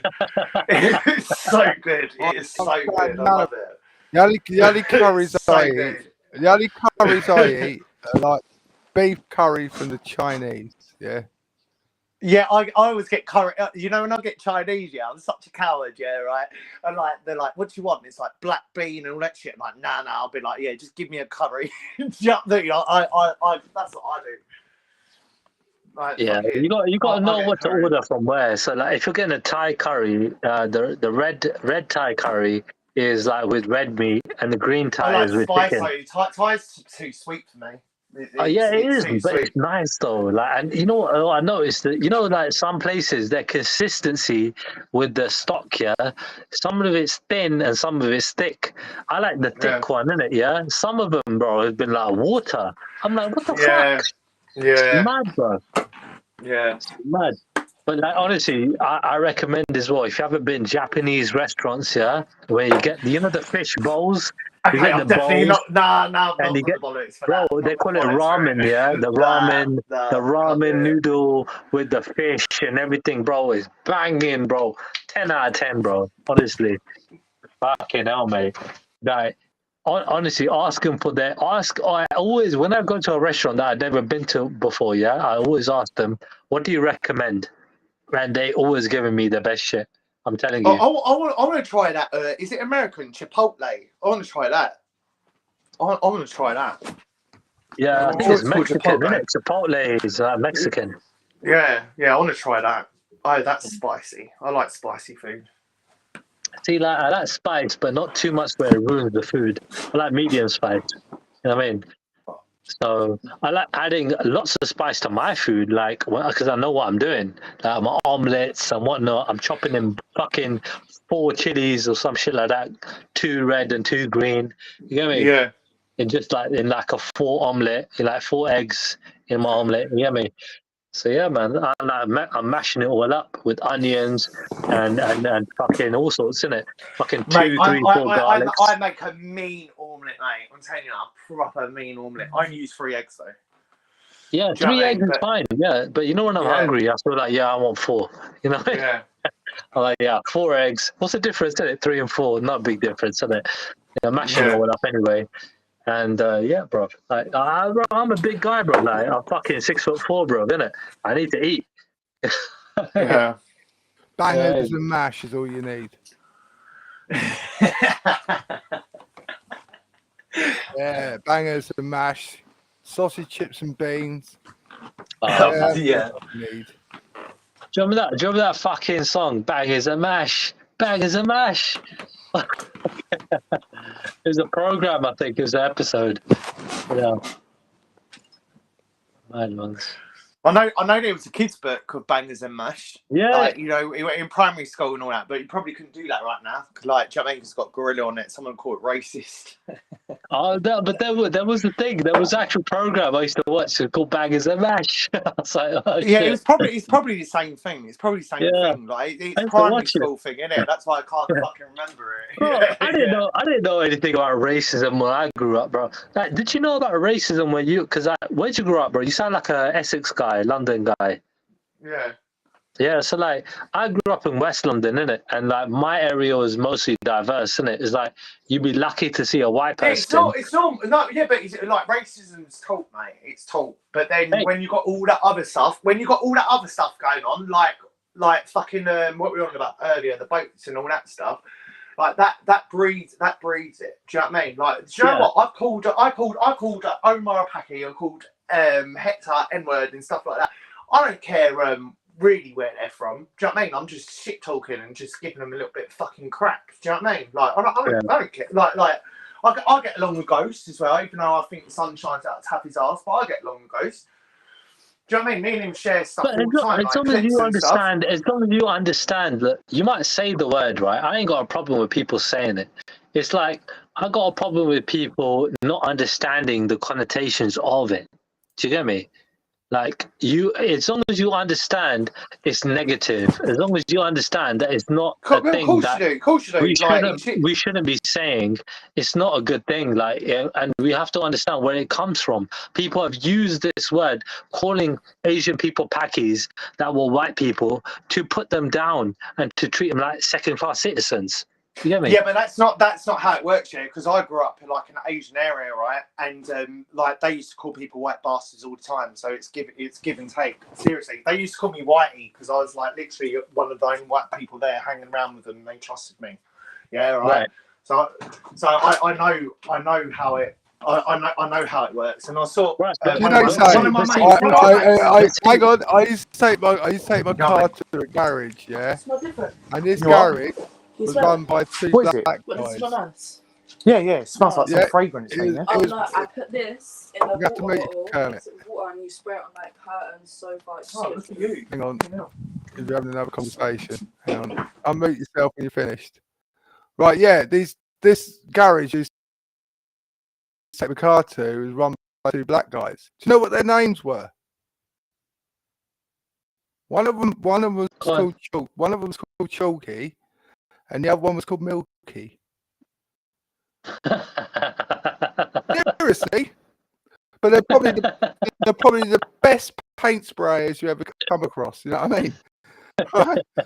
But like that was their names. I don't actually know what their real names were. Yeah. One was Chalky and the other one was Milky. So, and I don't think that was like racism, if you know what I mean. Yeah. But if I turn around and said to someone like Hector, you're a Chalky or something like that. What about if you call Hector, if you call Hector Blackie? Is that racist? Well, there you go. But this is the thing. It all depends where you are in the country and where you come from and all that. Where I live, lived, it's probably 99.9% white. Yeah. Yeah. Well, I grew up when I grew up when I was a kid. We had a Pakistani family across the road, and further down the street we had an Indian family, right? And they were the only people I knew that weren't English. Yeah. You know, so it all depends where you brought up as well. Oh no, dude, I get you. Yeah, all I'm saying is like it's like if I'm in my social circles, yeah, like my friends, my black friends, yeah, African, Caribbean, call me my nigga. They say that all the time, yeah. They say that to me all the time, yeah. And I can say that to them if I want to, innit, yeah. But I don't. I don't say that to them because I feel a little bit weird about saying it. I can if I want to, and if it comes out when I'm drinking, chilling with them, I mean, yeah, I say it, yeah, no problem. But the thing is, like, I personally don't do it that much, innit? But they say it to me all the time. And that's fine. I ain't calling them out on it. I ain't saying nothing. I'm like, cool. I look at it as a term of endearment. You get me? It's fine. Yeah. But when it comes down to like me saying it to somebody, Kermit, you had someone in the background talking. I didn't know it was private. Oh, is it? Oh, sorry. I was just saying, pick and mix. Yeah, I didn't know if it was private or not. If you know what I mean. Yeah. So when it comes down to me talking, to the fridge to pour a drink. Yeah. So if I said that to somebody else, yeah, it would be like, you know, fight talk, innit? If I called somebody the N-word, it'd be like, yo, it's fight talk, innit? Like, what the fuck? I don't know you. You're calling me the N-word, bro. What do you mean, bro? I wouldn't go out my way and call someone the N-word. You know? Oh, you wouldn't, would you? It's common sense. You know it's a derogatory term. You'd be a fucking idiot if you thought it wasn't otherwise. You get me? Like, if I remember I was chilling with my friends, yeah, and we're drinking, and I remember I used the N-word, yeah, right, when I'm with my friends, but we're chilling with other guys too. You know what my friend did, yeah? My black friend, yeah, what he did was he kneed me in my fucking thigh. To fucking say, bro, don't not here. Not here. Yeah, not here, bro. These are not the kind of people you want to say that around, bro. Triller, see when I went to Luton, yeah, right? I went there and I was in a night chat before I went to the hostel, right? And they were all like night chatters. They kick you out all day, yeah. This is like 18 years ago. And fucking, I went and they were all like playing football down the park, right? And I was sitting there and I was like, fuck it. I'm just gonna be like, yeah, like join your game and all that, yeah, right? And play football with them. And I said to this black guy, I was like, what's it like all like around here and all that? And he said to me, he goes, see in Luton, he said this, and I'm quoting him, yeah, right? He goes, Paki first, then blacks, and then he said, and then whites, and then like Polish and all that fucking shit. And that's what Luton's like, mate. No, bro. Mad. That's what he said to me. Do you know what I mean? He goes, just remember this. Do you know what I mean? And he weren't lying. He weren't lying either. That's what it's like in Luton. Yeah, you got what is it? The Marston estate in Luton. Yeah. Oh, yeah. You're from there, ain't you? Or near us, well, isn't it? Not far from there. You're half hour down the road, ain't you? But like in Luton, you got different patches of areas, and you got like the Asian area, you got like the black area, Caribbean area, and all that. Then you get like the white area. Mm. And yeah, you got different areas, Luton. Yeah.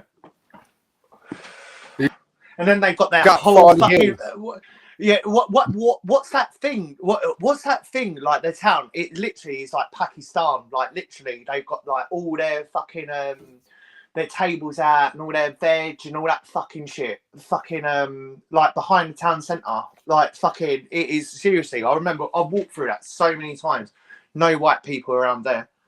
Like over towards the stadium. But the thing is, right? I knew a boy called Dickie, and he was a chaplain of a motorbike club, a bit like the Hells Angels. Yeah, they were accepted where they went. You know, there's no problems with them going out in different areas of Luton. You know, because mate, that's where the 24 hours. I used to go up there like 3 o'clock in the morning, 4 o'clock in the morning. Do you know what I mean? Like fucking, it's all right. It's all right. But it's like, but you know what it is though. Do you know what I mean? Like fucking, you won't see no white people over there. They went through like they're doing in London, yeah, where they're like, oh yeah, this is like no white area and all that fucking bollocks. Yeah, but see, this is it, bro. Like, dude, if I go to a white area, if I went to, like, let's just say, what's a white area? What's a white area? If I went for a night, hold on, I'll tell you. So my ex is from Hornchurch, yeah, my ex-wife, yeah.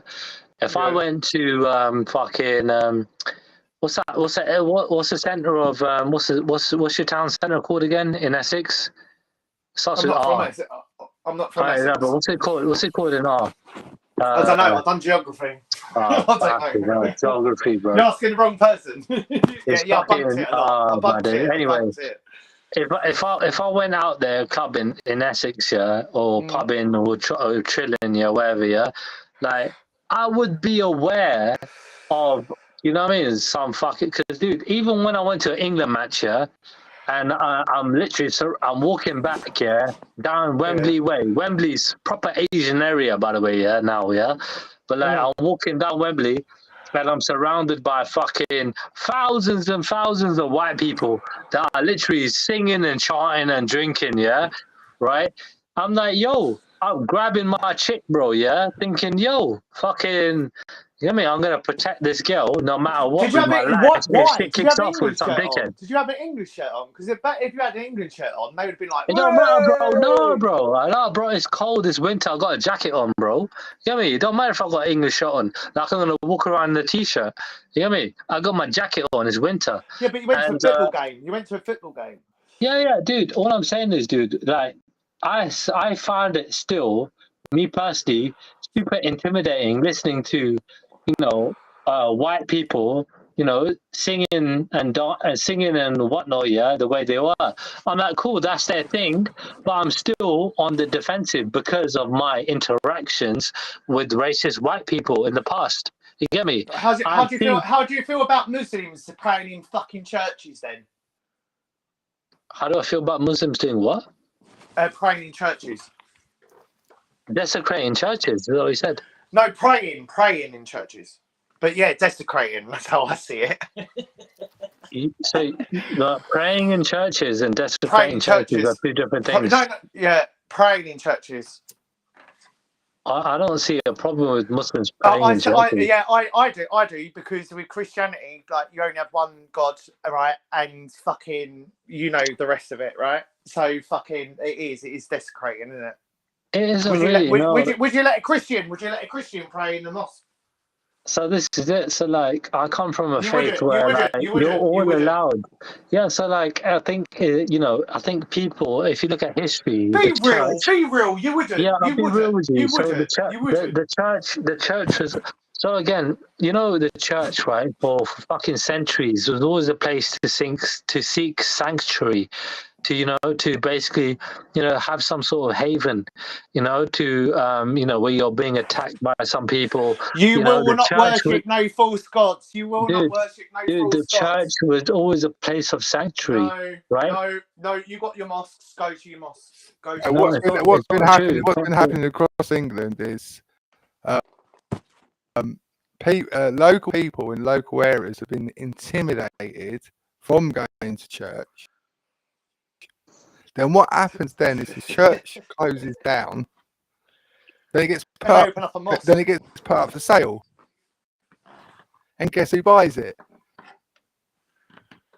Yeah, I just don't see. Like, at the end of the day, dude. Yeah, I can give you a perfect example. Part of the same Abrahamic faith. In Peterborough. They believe in Jesus Christ. Yeah, there's a Methodist. Big up, Big There's a Methodist church in Peterborough, a Methodist church. Yeah, and they probably had. Yeah, probably 50, 100 people turn up and the rest of it. But over time, what happened was the local people were getting intimidated going into the church. Then they couldn't run the church. Then it shut down. Then the building got sold, and now it's a mosque. Do you know Freddie put up a post of people going to church and there was only like 14 people in there? Like, fucking, I don't know where that is. Somewhere where Veddy is, though.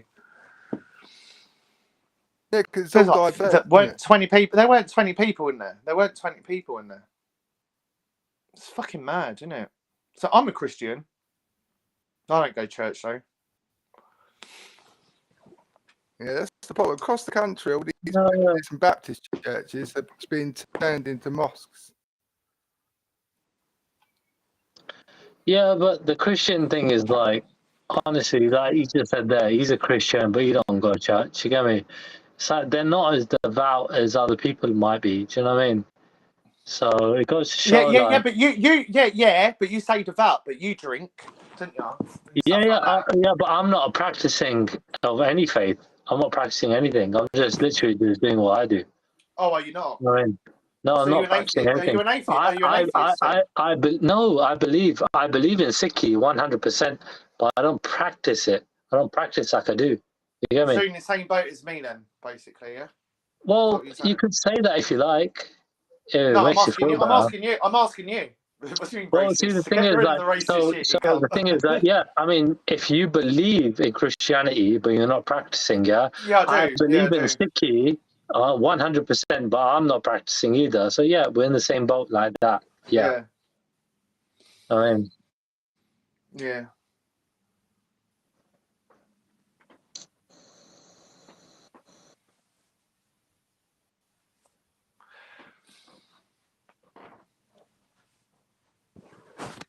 Like your food though, you can't. I'll be back in a minute. I'm going to go smoke a joint. 2 seconds. Oh, it's not weed as well, you know. Smoke weed every day. I'm glad I quit that, man. I'm glad I quit. See, how do you feel? It keeps me sane. Yeah, no, I hear you, bro. Just, if you won't, I'll tell you, if I didn't smoke weed, I'll be 10 times worse than what I am. See, yeah, but see, the thing is, yeah, I looked at it like this, yeah, it's like, I listened to a conversation between people. Like, I remember one guy is talking about his wife, trying to justify why his wife smokes weed, yeah. And I was like, so, you know, clearly there's something wrong. Because I was listening to a stream on YouTube before about if you need something, there's something wrong with you. You don't need something outside of food. Yeah, because he made the argument that the difference is I don't drink. I drink very rarely. No. But he made the argument that his wife needed to smoke weed, and I said she doesn't need anything apart from food, water, shelter. You know what I mean? Like, there's clearly a problem, yeah, with your wife, yeah, if she feels like she needs to smoke weed every day. Do you know what I mean? That honestly, on that point there, I thought to myself, yeah, I don't need it. You know what I mean? Oh no. Sometimes I can go days without smoking weed. It doesn't bother me. Yeah. But do you feel like you need it? I smoke weed because I want to. Yeah. Yeah. Not because I need to, because I want to. I could give up smoking weed pretty much any time I fucking want. It doesn't bother me. Brilliant. It's like I said, I don't drink. If I go away or do something, yeah, I might have a few drinks. But otherwise, I don't drink. I drink at Christmas, when most people do. I didn't even have a glass of wine with my Christmas dinner because I generally just don't drink.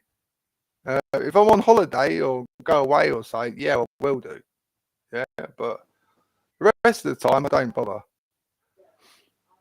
Yeah. I'm better off smoking weed than alcohol. Yeah, because alcohol's like a depressive. And sometimes you can get really fucking depressed after drinking alcohol.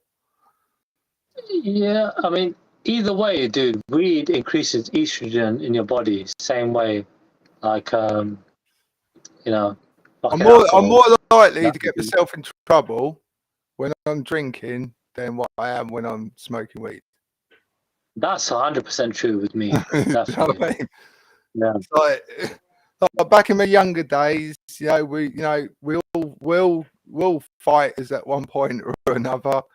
Yeah, I was fucking terrible in my younger days. I'd fight anyone. Yeah. And be cooking all the time. I was going out clubbing. I was going out, drinking and that, and getting into punch ups. But I never do that when I'm smoking weed. Yeah. Yeah, I'm a better person smoking weed. That's it. See, the thing is, I'm trying to get you to understand is that you don't need it. I know, that's what I said. I smoke it because I want to, not because I need to. Yeah. That's what. That's the thing. Can you put it down? Can you quit? I said, if I run out of weed today, for example, I probably won't buy any or go and get it until fucking next week or something. You know what I mean? I don't need it every day.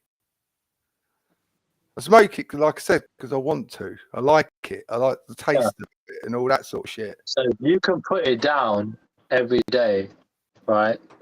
Like that's the thing. So like for me, I wanted to test myself. I thought, okay, I've been smoking weed for years.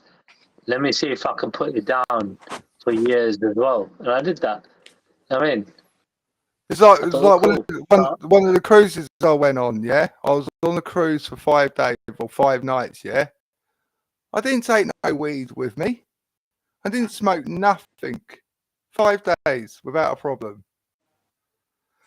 Yeah. When most people be clucking, but most people be clucking. If you take that CBD with you though, are you going to be smoking that? Are you smoking that? Though, can't. You're not allowed to.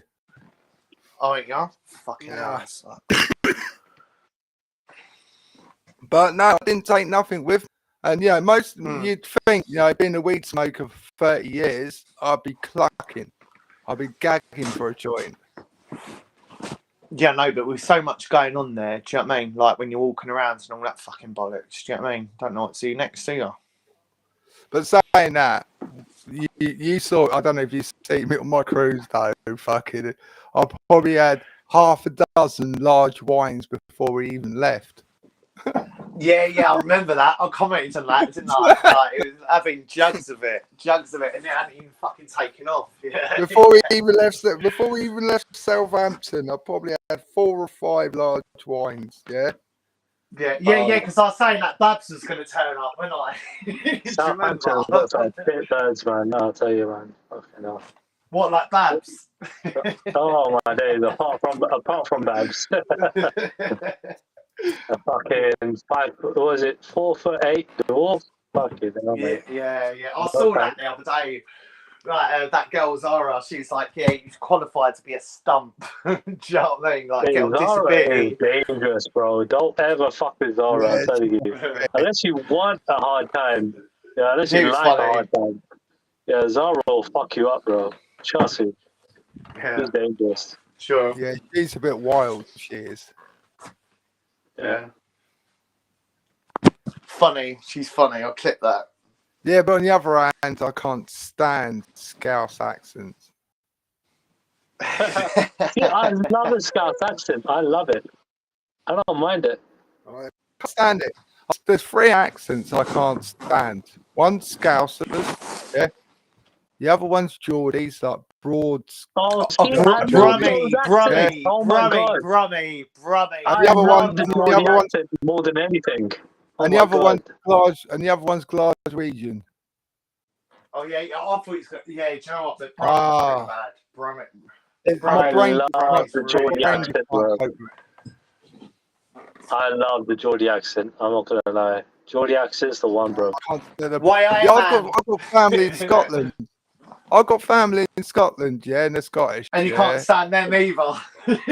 No. The thing is, I talk to them, and I talk to them as normal. Yeah. A Geordie talks to me. I have to stand there looking at them. It's like, what the fuck? Hey, I love it, bro. I would love. Yeah, Geordies are fun. Geordies are fun. Shit. If a woman called me pet, I'll be like, yeah, I love that shit. I know what old ladies. I'll be over the moon. I thought the old ladies done that. Pet. Yeah. It's the fucking the fucking Geordie gal that will say that. Yeah, pet. Oh, fucking hell, man. I thought that's what the old ladies call. I'm like, I know I'm gonna smash right now. I'm like, yo, I know I'm gonna smash. Yeah. Fucking hell, mate. I don't know, bro. But it's just like, I watched that film Goal. Remember that film Goal? Yeah, I'm a massive football fan, and see these Geordie lasses saying "pet." I'm like, yo, what movie? Goal. Is that the one with David Beckham in it? No, I don't know. It might have. In the second one, he was in it. But yeah, where fucking, you got that Mexican kid that came to England, played for Newcastle, and he got in the squad. I don't know. I watch horror movies. Yeah, fuck horror movies. I can't watch horrors. Fuck you! Fuck you! Yeah, I can't watch horror movies. But, I love horror movies. Love horror movies. Like never watch a horror movie. All about horror movies. I love horror movies, mate. Nah, bro. No, I hate horrors, bro. I don't want to be, because I believe horror, that's kind of real. You know, I don't want to watch how is it real? How's it real? Like, I believe in ghosts, so I don't want to watch it. I don't want to know anything more than that. Like, no, thank you. And I took my chick to a film called My Ex-Girlfriend, to a film called it's called like Smile or something. Yeah, I saw that. I can't remember it, but I saw it. Now, every time I see somebody with a big grin, yeah, I think of that fucking movie, bro. So, yeah. Like, fuck's sake, right? bro. Do you know what, right? You're from India, right? Have you seen what they done to Nightmare on Elm Street? I'm from No. Bro. All right. You know what I mean? Well, I said that to you earlier that you're from the UK. Yeah, you forgot that bit though, didn't you? Right? But have you seen what India done to fucking Nightmare on Elm Street? They only put a fucking musical through it. Fucking cunts. They do their own versions, didn't they? No idea. They do. Look it up. Nightmare on Elm Street, and there's a fucking musical halfway through it. Indian movies, they cut out everything. Even if you say the word arse, they fucking edit it out. No, they made their own version. They made their own version of a different Freddy Krueger, but with an Indian guy, and then they put like a musical for it, and they all start getting up, going, like fucking, yeah. I showed it to Banksy, who was laughing at it. Yeah, I don't know. The Indians, bro. They're their own people that do. They put musicals in everything, don't they? But would you classify me as an Indian, considering I've been fucking born and bred here? Like, no, I said to you earlier when we was talking about that thing earlier. I said, "Where was you born?" Didn't I? Yeah. But what do you? Then you're English.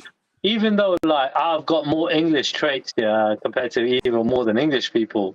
Yeah, I don't need to prove that to you, right? But the way that you're talking with some of the stuff that you say, like, you need to prove it to other people because you come out with a lot of other stuff. Do you know what I mean? Well, I feel like most. Where was you born? Where was you born? Which town was you born in? Or where was you born? I was born in West London. I was born. So you're one of us then, ain't you? Yeah, of course. There you go. Yeah. That's the end of that. You got to appreciate when it comes down to fucking people in England. Yeah, we're all fucking like. I'm not a northerner, bro. I mean, I'm not fucking. I'm different. Where was you born? What? So, Hound, you live up north now, right? But no. Yeah. But my point being, I'm raised here. Like, I'm fucking born in England, I'm born in London.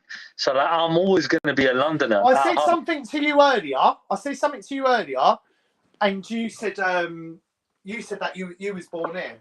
If you're born here, then you're British, ain't you? Well, that's it, innit? Like, but more importantly, I don't have any hate towards the fucking country that I've been fucking raised in. You get me? Like, I love this place. But if we got taken over, right? Like, everyone suspects, right? Would you be like, yeah, well, I was part of that, and I was one that was shut my mouth off about that and stuff like that, and yeah, here we are. Fuck you. Would you do that, or would you be like, dude? The thing is that I'm a tiny little bit controversial in terms of warfare. But generally speaking, I'm like, yo, of course I'm going to defend my country. Of course I believe I live in the best country in the world. You know what I mean? That's the way I believe in. You know what I mean? Joe, I think he'd brag. I think he'd brag and be like, I was always against it anyway. Just like Jupiter would as well. Jupiter be like, yeah, she makes all these things that she's against this and against that, but if we all got taken over and then suddenly everyone was like, more different colours and stuff, she'd be like, I've got a black husband, I was always on your side. You see a total different fucking tune from that fucking cunt, I'm telling you. Yeah, they're different, man. They're trying to pretend that they're not racist, you know what I mean? Like, as much as possible, innit? Like, they're trying to defend themselves to an extent where, like, they're making their arguments plausible by trying to say, yeah, we're not racist. We just don't like Muslims. You know what I mean? So, but literally, you are racist because you're attacking a group of people that look different from you. You know what I mean? Well, Jukes is narcissist. Jukes is narcissist. Like, the only person she sees as God is herself. She talks about herself in third person. Do you know what I mean? Like, that's a fucking red flag. Yeah, 100%.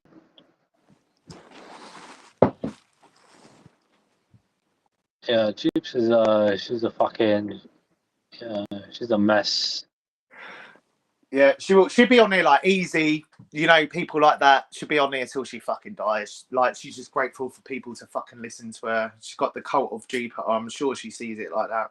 Like, fucking, you know, like forever going around accusing people of fucking being rapists, child fucking people, and pulling up alongside you. Like, fucking just fuck off. Jukes lived around where I live, right? I'd smash her windows every fucking week, every time they got fixed. I think most British people would, bro. Most people have got no time for fucking racist people. They're not interested.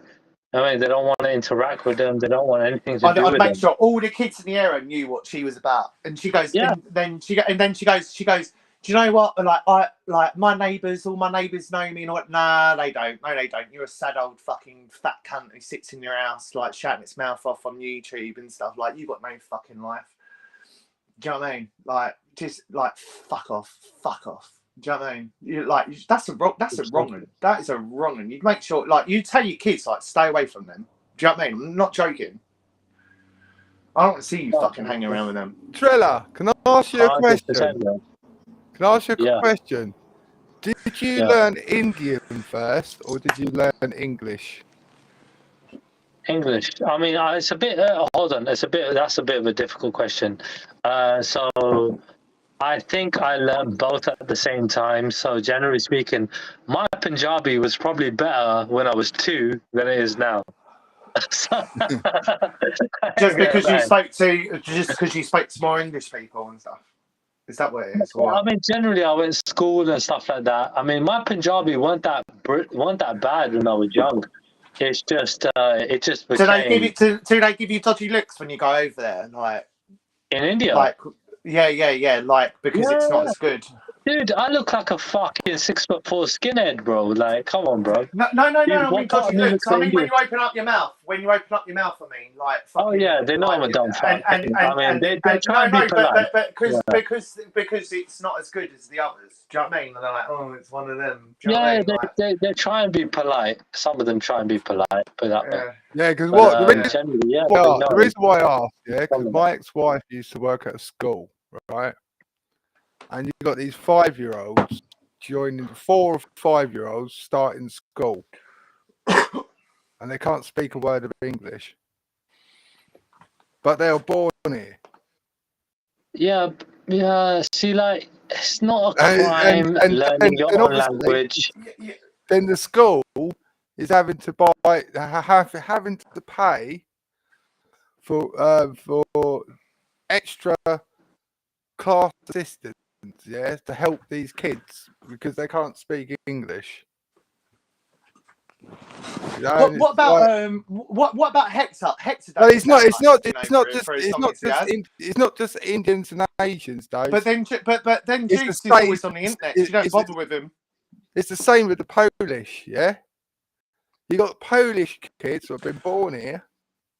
I like Polish people. They work hard. I've worked with loads of Polish people. We get a lot of Polish are racist as well, bro.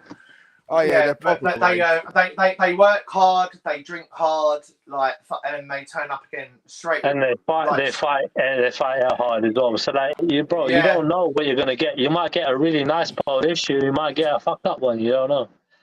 Like in my area where I grew up here, South Korea, like. If you see a white person, they weren't normally going to be white English. They were going to be Polish, like as in come in through the EU. Yeah, well, see, that's what I'm saying about all the boats and stuff like that. Do you know what I mean? So you do understand, right? That like fucking why people like, we're getting taken over. Do you know what I mean? Not just Pakistanis, Indians. I'm more fucking English than them. I'm not saying you're not English, right? You were born here. You're not even on that scale. Like you're not on the scale. People, if you were born here, you're British. But they look at it like that. They look at it like, oh, you're not even English and blah blah blah. So like, these lot are like literally, you know, like, you know, I was listening to one stream recently, yeah, some fucking far right streamer, in my opinion, but they're calling themselves righties, yeah, and they're talking about some of the things that Tommy Robinson, their gang, are promoting for, yeah, and bro, end of the day, they're like, oh, immigration, but just from places that are similarly to us, innit, yeah, similar. I'm like, what do you mean similar? Like literally, they're just talking about European countries, then, isn't it? Yeah. But how different are they? They got different levels of racism depending on like Poland, Polish people. I've dated Polish women, bro. Yeah, some of them be talking about the men like they're some of the most racist people on the planet. You know what I mean? So do you not know from? So you don't know from experience. You only know from the women that you've dated. Of course, I know from experience, bro. But I'm just telling you, from women, they've also said, yeah, they come from the country and they're talking about the men generally. And you know what I mean? Even my friends I know from Poland, they'll be like, yeah, Polish people are some of the most racist people out here, bro. Some, not all. You know what I mean? Like, but a lot of them are racist, bro. And I'm not wondering why. When your biggest gripe has always been against Russia, and that's white on white crime. Like, how many Poles have died in the Russian complex? You get me?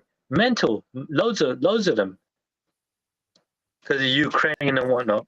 Like, loads of Poles have died.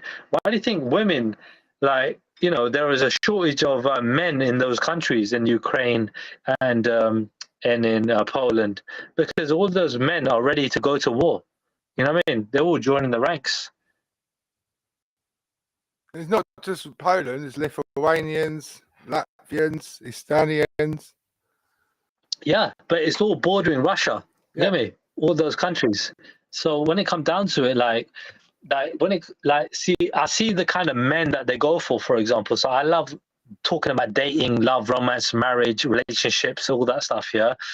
And I'm like, so what kind of women are these European women into, innit, yeah? What kind of men are they into, sorry, yeah? And they're fucking they're used to these hard fucking guys that are ready to die. You know what I mean? Ready to go to war. You know? That's what they look at as being a man. You know what I mean? And anything less than that, they're like, yeah, you're not really a man because you're not acting big, bad, and tough. You get me? So I'm like, yo, is that the mindset that you were brought up with? Yeah, mad. So these Eastern European women, bro, understand what you're dealing with here, bro. They're not as easy as you think they are. I've often found these Eastern two different types. They're either drop dead gorgeous, or they just look like pigs. You know what I mean? There's no in between. Yeah. That too, but mate, you might get a pig that might expect the best. She wants a fucking, you know what I mean? A multi-millionaire or some shit like that. You're like, yo, this is why when it comes to dating, bro, it's just mad, bro. Like, I've just become so depressed, bro, looking at the standards that these women have. I'm like, yo, you lot are crazy. Because I don't show them everything. I don't floss in it. I don't act like I'm the baddest guy here. And I'm like, yo, but these girls want to give everything to the guys that do. I'm like, that's kind of sad. But that's the mentality. That's the nature. I'm like, yo, okay, I get it. So it's just mad, bro. You want it all, you got to act like you got it all, bro. It's mad. It's a shame.